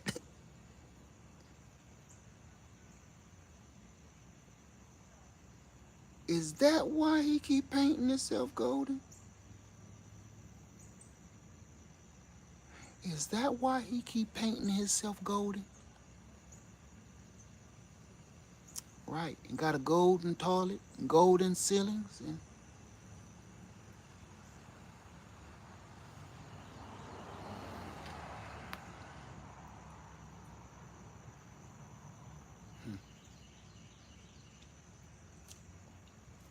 I'm done. Let me go. Everybody, I'm done. All right.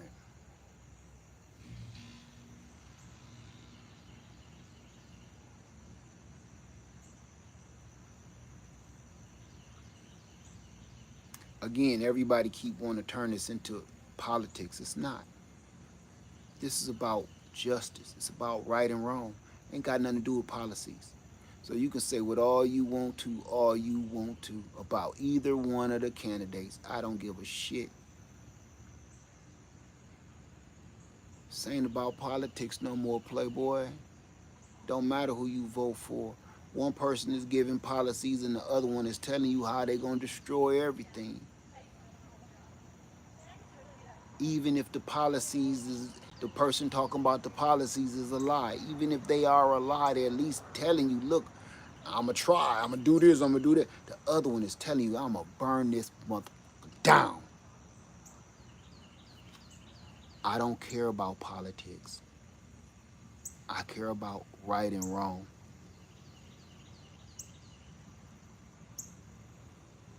They're both liars. That's their job.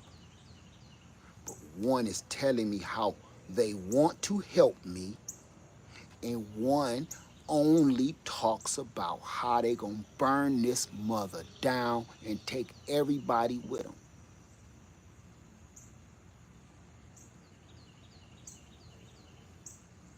I don't care about politics. I care about right and wrong. If somebody is telling me on this side, lying to me, telling me they love me and they want to have my baby, but this one is telling me I can't wait to get my hands on you to put you in prison, I'm going to go this way. I know this one, she probably lying to me. I know. But he told me he want me dead and gone. Which one would you choose? Listen. When you start making rules and you want to make laws, let's back up. Let's back up again. This ain't about policy. This ain't about politics. This is about right and wrong. One of the things that's right. How many people, 2A members, how many people believe in bearing arms, protecting yourself? How many people? I'm asking this question for a reason. All my 2A members, right to bear arms, hands up, please, everybody. If you believe in the right to bear arms, the Second Amendment and Constitution.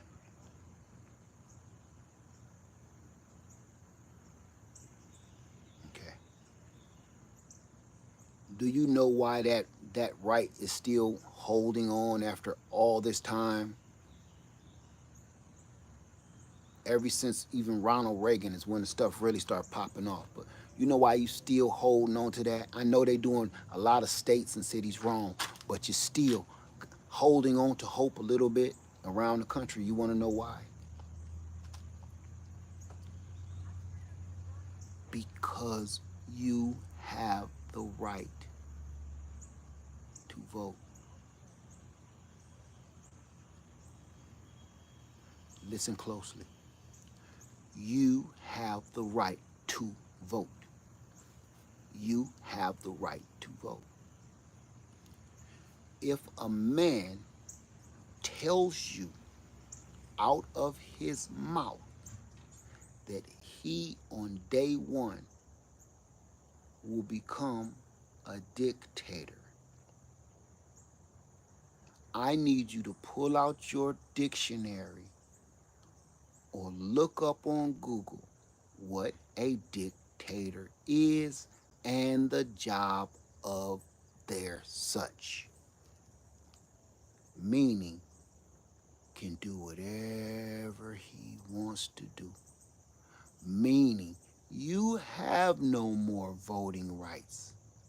Voting rights is in a democracy. If he feel like you can't have one, but she can, he can say and do whatever the hell he want to do. If he feel like your kids can, but you can't, he can do whatever he want to. Anybody that warns me and tells me something, I listen, whether they're right or wrong, but you got my radars up. Now, my antenna's up on you. If you sit here, if I tell you I'm gonna sleep with your old lady, everybody have friends like this too. Man, your wife surely is fine. I'm gonna hurt you. If you keep telling me how fine my wife is, right? If you keep telling me how fine my wife is, you keep telling me, boy, better you than me. I'm glad you got her and I didn't. I'm gonna hurt you. Because that's not a compliment. That's a warning. For all y'all young brothers that don't understand real game, when your friend keep telling you how fine your wife is, you're like, boy, if you drop that one, I'm pick that one up, boy. That girl fine, boy. If your homeboy keep telling you dumb shit like that, get rid of him. I don't care how long you been with him. Get rid of him. And I'm going to tell you. You know why? Because believe what he's telling you. Man, y'all in here playing cards and he looking at your wife. You looking at your hand, he looking at your wife. You trying to get your books together, he looking at your wife. You trying to count your dominoes, he looking at your wife. So when people say stuff low key, I believe them. And you want to know something else? When people tell you to your damn face what they gonna do, I believe them.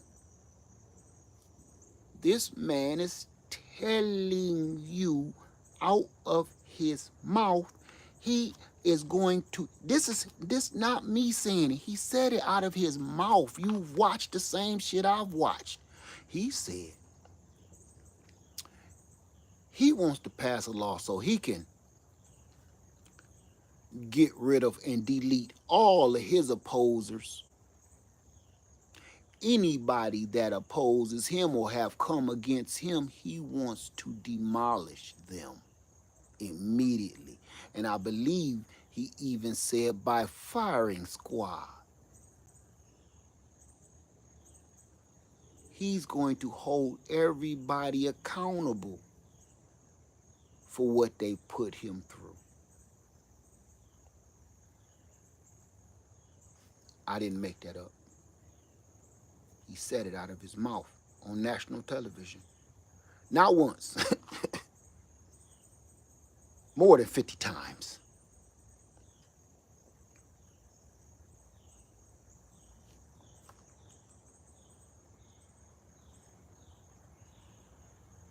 Yep, I believe you, B. Jones, but you can't sit here and listen. I don't care if they both hate me. Guess what? Guess what? One is telling me what they're gonna do to me, and one is telling me they want to help me. They're both lying, right? She lying, she might want to help me all the way she want to help me, but this one is stone cold telling me, wait, your ass, as soon as I get in, you gone. I'm sick of y'all. And if you're saying that again, for all the people that keep saying that, you want to know something? I'm gonna watch my words.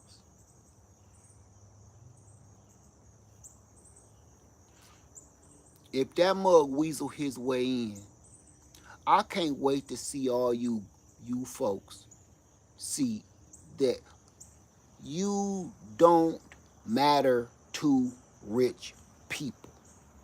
Period. Everybody keep trying to make this a race war. Nothing to do with that. Ain't got nothing to do with that. No.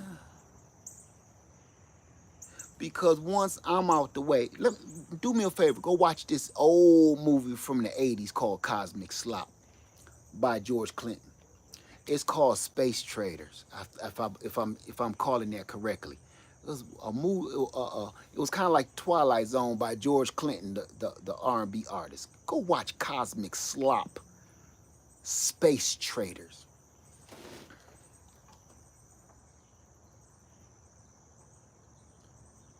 See, once they get rid of me, no, not the song, the actual show. It used to be a television show. Go watch Cosmic Slop, Space Traders. Go watch that. I'm going to tell you something. Once they get me out of the way, who's next? Who's next? Because, see, once I'm out of the way, again, shit rolls downhill. Once I'm out of the way, you poor folks, and you think you got a leg up. Listen, they made the whole plan. They said, we're going to make the poor people believe that I'm the problem. We're going to make the poor ones hate me so they can feel they got a hand up in the game, and the poor ones is going to get me out of the way and their hands won't get dirty. We've been fighting this stupid ass war forever off of that plan. That's a plan that they did. It's a written plan, and it worked.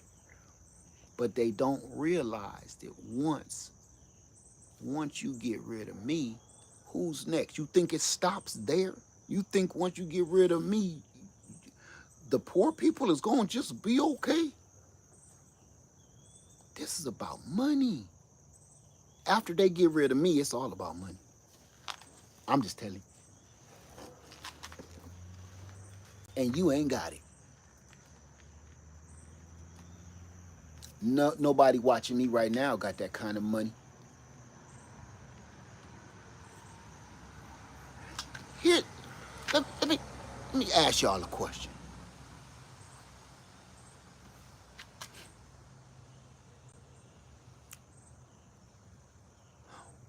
Why did they come over from the Americas?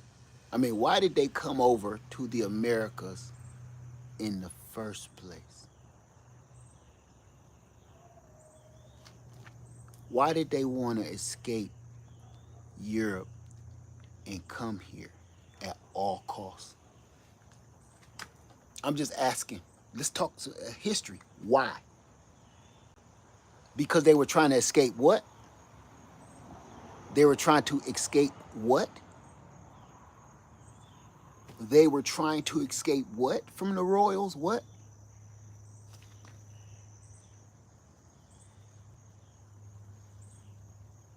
And here we are, created the exact same atmosphere. They created the exact same atmosphere here.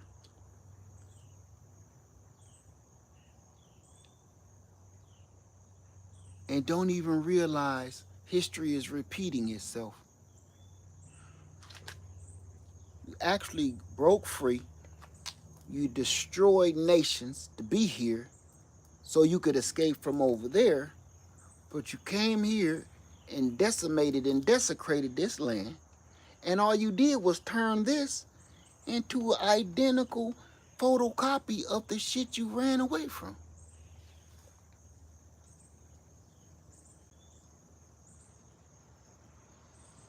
That's what you want?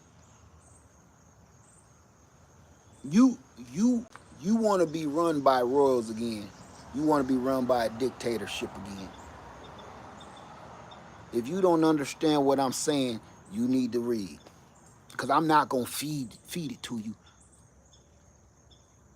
This is the reason why some folks vote the way they vote and they think the way they think because they don't know their history. And the reason why they burn in the damn books is because they don't want you to know the truth. Does any of this make sense to you yet? You don't know what I'm saying, and I lost you because you don't know your history. And you won't know your history now because they burn in the books of everything I'm telling you now.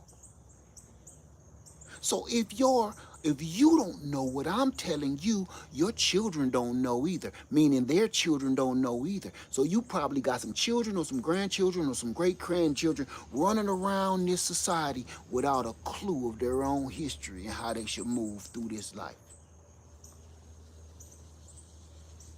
So when you tell me I lost you with everything I just said, you ain't have to go all the way back for hours. All you had to do was listen to me for the last 5 minutes. If I lost you telling you about the history of why they left Europe to come over here and destroy all these people here on this rock over here, just so they can get away from that over there, just to create exactly what the hell they was running from, if you don't understand that, there is nothing I can do for you.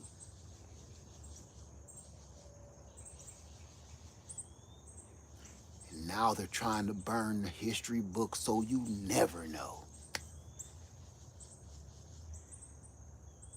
They ain't trying. It's a law in certain states. See, I joke and I laugh and I giggle and I play and I have a good time. But damn it, I read. Y'all just see me for a few minutes, couple hours here on this damn thing. You don't know you don't know me. You don't know me. If you don't know yourself and you don't know your history, you gonna repeat it. You gonna walk through this life dumb as hell and believe anything anybody tells you. Even me right now, you don't gotta believe nothing I say, but I dare you to go read. I dare you to read. Don't believe anything I'm saying. I dare you to go read about it yourself. Not in my words, Not in my handwriting, in theirs. They wrote it. Journals, journals, and journals. It ain't just history. They have notes, sidebars of their very own personal journals that they wrote down of how they did all of this. So you're going to hear an actual personal point of view of the horror that was inflicted. You're not just going to hear about an overall universal cover picture of what happened. You're going to hear somebody's eyewitness accounts of what happened. It's not in my handwriting. It's in theirs. And now they're so embarrassed of the history that they want to remove it.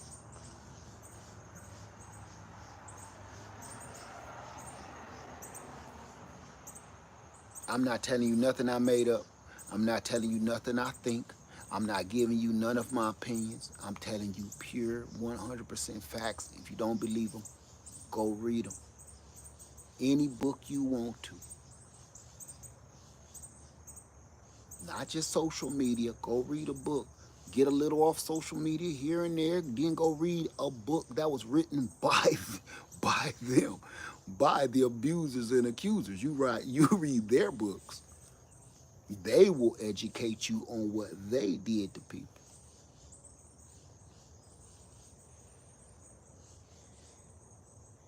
That's the part people vote and they judge on things they don't have a clue about. We are wandering through this world lost. It's like a ship with no sails, no rudder, just floating through life, hoping something new happens today. You have no guidance, you have no direction. You in a sea of knowledge with no sails and no rudder. You're just lost, just drifting.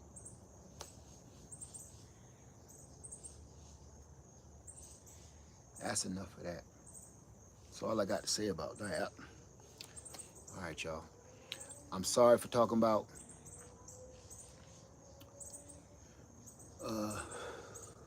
because I hate talking about politics. Because it's all the devil, Bobby Boucher. But I can't shake this tension in my spirit. And the people that keep saying nothing is wrong with that man, kindly leave me alone, please. The people that keep saying nothing is wrong with that man, kindly, respectfully, leave me alone. Because if I did any of that stuff, y'all would have me behind bars, under the prison, and everything else. You can't be right for one person and not right, and right for one person and not right for another. I don't want to hear that no more. Please, if you in love with that man and worshiping that man, please leave me alone. Because that man wants to do harm to me and my people. That man is telling people, no, that man has a world platform. And he is telling the entire world that people that look like me is running up in people's houses eating their pets. So now a whole city is trying to attack those people. They're not asking them whether they're from Haiti or not. They just see the color of their skin. And they're harassing and hating to the point them people gotta shut down their school systems, shut down their jobs for fear of what'll happen to them just for getting on with their life. All because of some crazy person say some crazy shit. Have you just thought about the reality of that? Let's just say say a mug is eating your doggone gooses and ducks and shit.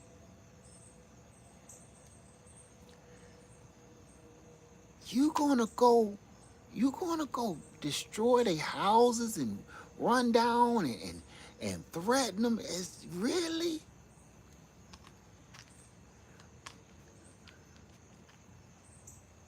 You would take somebody's life for that. You are, you would, you would be ready to take a man's life for that. I'm not saying it's right. I'm saying if it were to be true, you would take a man's life for that. I'm going to say this.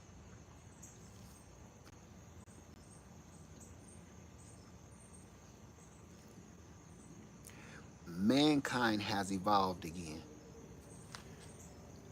Every so often we change. This is whether you believe in evolution or not. You still change over time, even with age, even in your lifetime. You change. You reach another stage of your life. Well, I'm going to say this. Every so often, mankind changes. We have evolved into something, and it's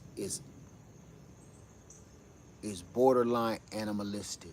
It's almost savage. We've become something like we got rabies, like we got some gentle form of rabies. The anger, the hatred that's being spewed is easily riled up. Look at the in traffic, people jumping out on you just because you cut in front of them, man. We have lost our way. The scriptures say this, and I always stop people from saying this ain't gonna be long, but the scriptures say this what we doing here ain't gonna last long. This shit ain't gonna last long. I used to work for this company, and it was a very prominent company in my old town. Very prominent company, very high to do. We had this I forget the status, but we had the highest quality status, the Q1 status, something like that. QR1 status, highest quality they give in America. Well, while I worked for that company for like 5 years, my dad worked there his whole, my whole life. He was an engineer. And when I started working there, I slowly saw the company decline. One minute the quality was up here, you couldn't walk on the carpets, and you had to eat your lunch in the lunchroom. Everything was pristine in this company. They had little cleaners and janitors going around the company constantly cleaning stuff, keeping the floors painted, the walls painted, dusting. They had janitors, they had maids, everything. The toilets was clean, everything. So when I started working there, that's how it was. Then I slowly saw they laid off all the maids. They laid off all the janitors. Not only do they tell you don't step on the rugs no more, they don't even have rugs on the floor anymore. After that, now they don't even paint the floors no more. They don't paint the walls anymore. It was a factory back home. Next thing I know, they don't got janitors. They don't got maintenance crew. If the castings came out bad, ship them anyway. Because they knew. They stopped caring about the quality because they knew the company was going bankrupt. They knew the company was going underwater. They knew the company was doomed. There was no saving the company. So ultimately, they closed the company. We show up one day and the gates are locked. Whatever you got in this building, it's going to stay there for eternity. Okay. That's this. The scriptures speak of this right here. Slowly, one chip at a time, one piece at a time, things is going to stop making sense. The maintenance of humankind, the maintenance of mankind is going to start disintegrating. Our morals are going to start disintegrating. Our spirituality is going to start disintegrating. Our love for the Father is going to start disintegrating. And the next thing you know, that's our quality control. And the next thing you know, we're going to be lost. Here's the part that's going to get you now. That's why I told you the story about my old job. Because one day, you're going to drop to your knees and the gate is going to be locked. And it's not going to let nobody else in there for eternity. Just like I just told you about my job. going to drop to your knees and pray. You're going to ask God for forgiveness. You're going to ask God for help. You're going to ask God for strength. But the gates will be locked. He ain't listening to you anymore. Because he told you. You see, this is disintegrating. I told you to go figure something else out. Speaking of that, you know what my father told me when he saw the disintegration of the company? He told me to come in his office one day, and I had lunch with my father, and I'm sitting in my dad's office, and he said, son, I need you to do something for me. This place ain't gonna last too much longer. I need you to go think of doing something else. I said, think of doing something else like what? He said, I don't know. Some of those ideas you done threw around, you better start putting one to work. I don't think this place gonna be around longer. You know what I end up doing? Going into real estate. Me and my wife, we bought a whole bunch of apartment complexes. I've told y'all this before. Whole bunch of duplex, not apartment complexes. We bought a whole bunch of duplexes around the city. And those start bringing in enough income where I didn't have to go back to that job.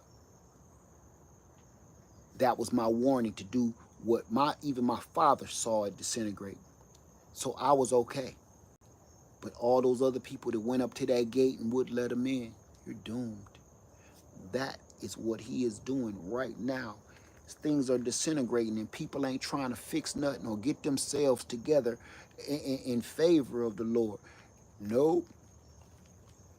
You're going to come to that gate and he ain't letting you in and he ain't hearing you no more. He going to stop listening to you. And ain't nobody scared of that. You know why? Because you done lost favor. You don't even care no more. You too busy worshiping this little man.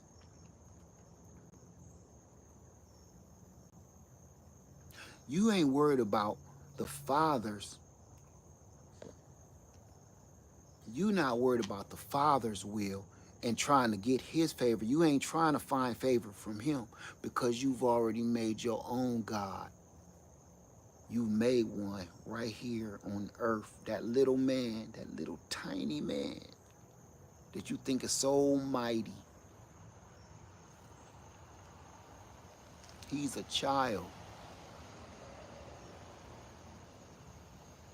I've never seen a grown man act like a badass Walmart kid. You ever be walking through Walmart and somebody got a badass kid falling all on the floor, kicking and screaming and pissing they pantaloons. I want a cupcake. I want a cupcake. I want a cupcake. I want a cupcake. All because they didn't get what they wanted. Right then and there. The mama might have bought the cupcakes and put them in the cart, but it's not time to leave the store yet. So the kid want a cupcake right now, and he about to give his mama $100 worth of hell to get that cupcake. Not just me. You gotta admit it. You've seen that man act like that too. I'm gonna run away if I don't get no cupcake. I'm gonna run away from here.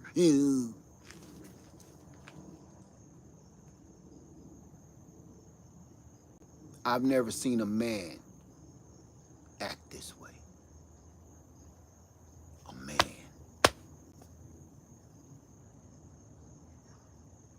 Never seen it. Never seen nothing like this before. I wish my father was alive so I could ask him. See, my father was my hero. He was a man. So every time I had a man question, I said, hey, Pop, the hell is this? What kind of brand of man is this?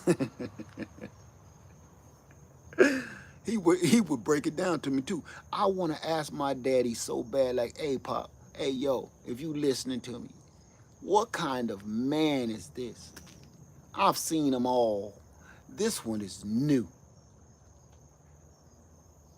I will go to sleep tonight and I will open my dreams so you can speak to me and tell me what it is I look at and listen to every day, because I ain't never seen a human being like this in my life. I've seen children like this. I've never seen a grown man. I've never seen a man with so much money act like this either. I don't know. I've never seen who.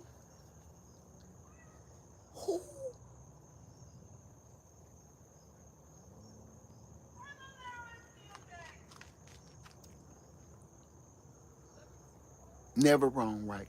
Never wrong.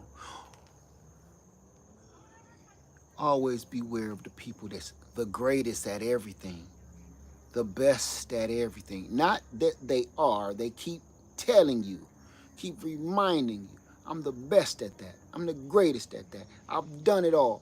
I'm the one that did that. Me.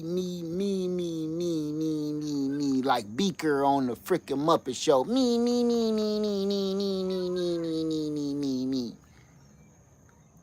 What? And be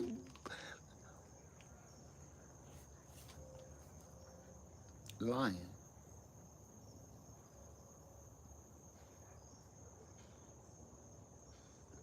You know,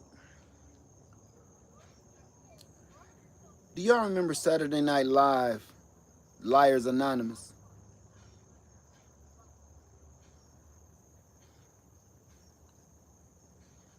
With Morgan Fairchild. Yeah, that's the ticket. Liars Anonymous. Remember him? I had $5 trillion. Yeah, that's it. That's the ticket.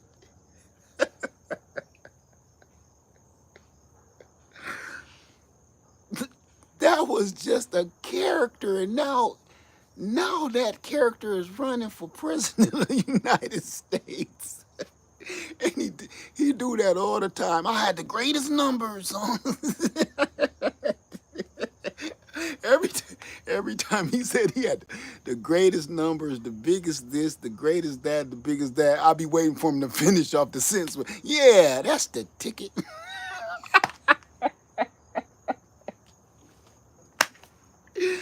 That's the ticket. Because like you don't know that we know. Do you remember what we saw and heard you say yesterday? Do you remember any? Do you remember any of that? Yeah. See, yeah, that's the ticket. Do me a favor, after, even whether you like this guy or not, just even if you like him, after every time he done talking, add in the Liars Anonymous dude. Say, yeah, that's the ticket. After every word he say, okay, and after every sentence, and then mash it all together and say it back to yourself like, that was a bold-faced lie. That was a whole lie. Let me stop. Let me get out of here. Let me get this stuff put away. Everybody, thank you for coming. Thank you for hanging out with me. I'm sorry for ranting and raving. I just can't freaking take it no more. I'm sick of that. I'm sick of hearing his face. I'm sick of hearing his voice. I'm sick of seeing him. I'm just can't wait till January 1st. January 1st. January 1st. I can't wait. So this will all be over with. Rip this Band-Aid off of me. I feel like I've been in a cast. I broke my arm and I've been in a cast for a year. Shattered it. And I can't wait because I'm getting my cast off on January 1st. I can't wait. Sick of this. Can't even reach around, scratch my butt cheek because I got this cast on. That's how I feel. I'm held down. Handicapped.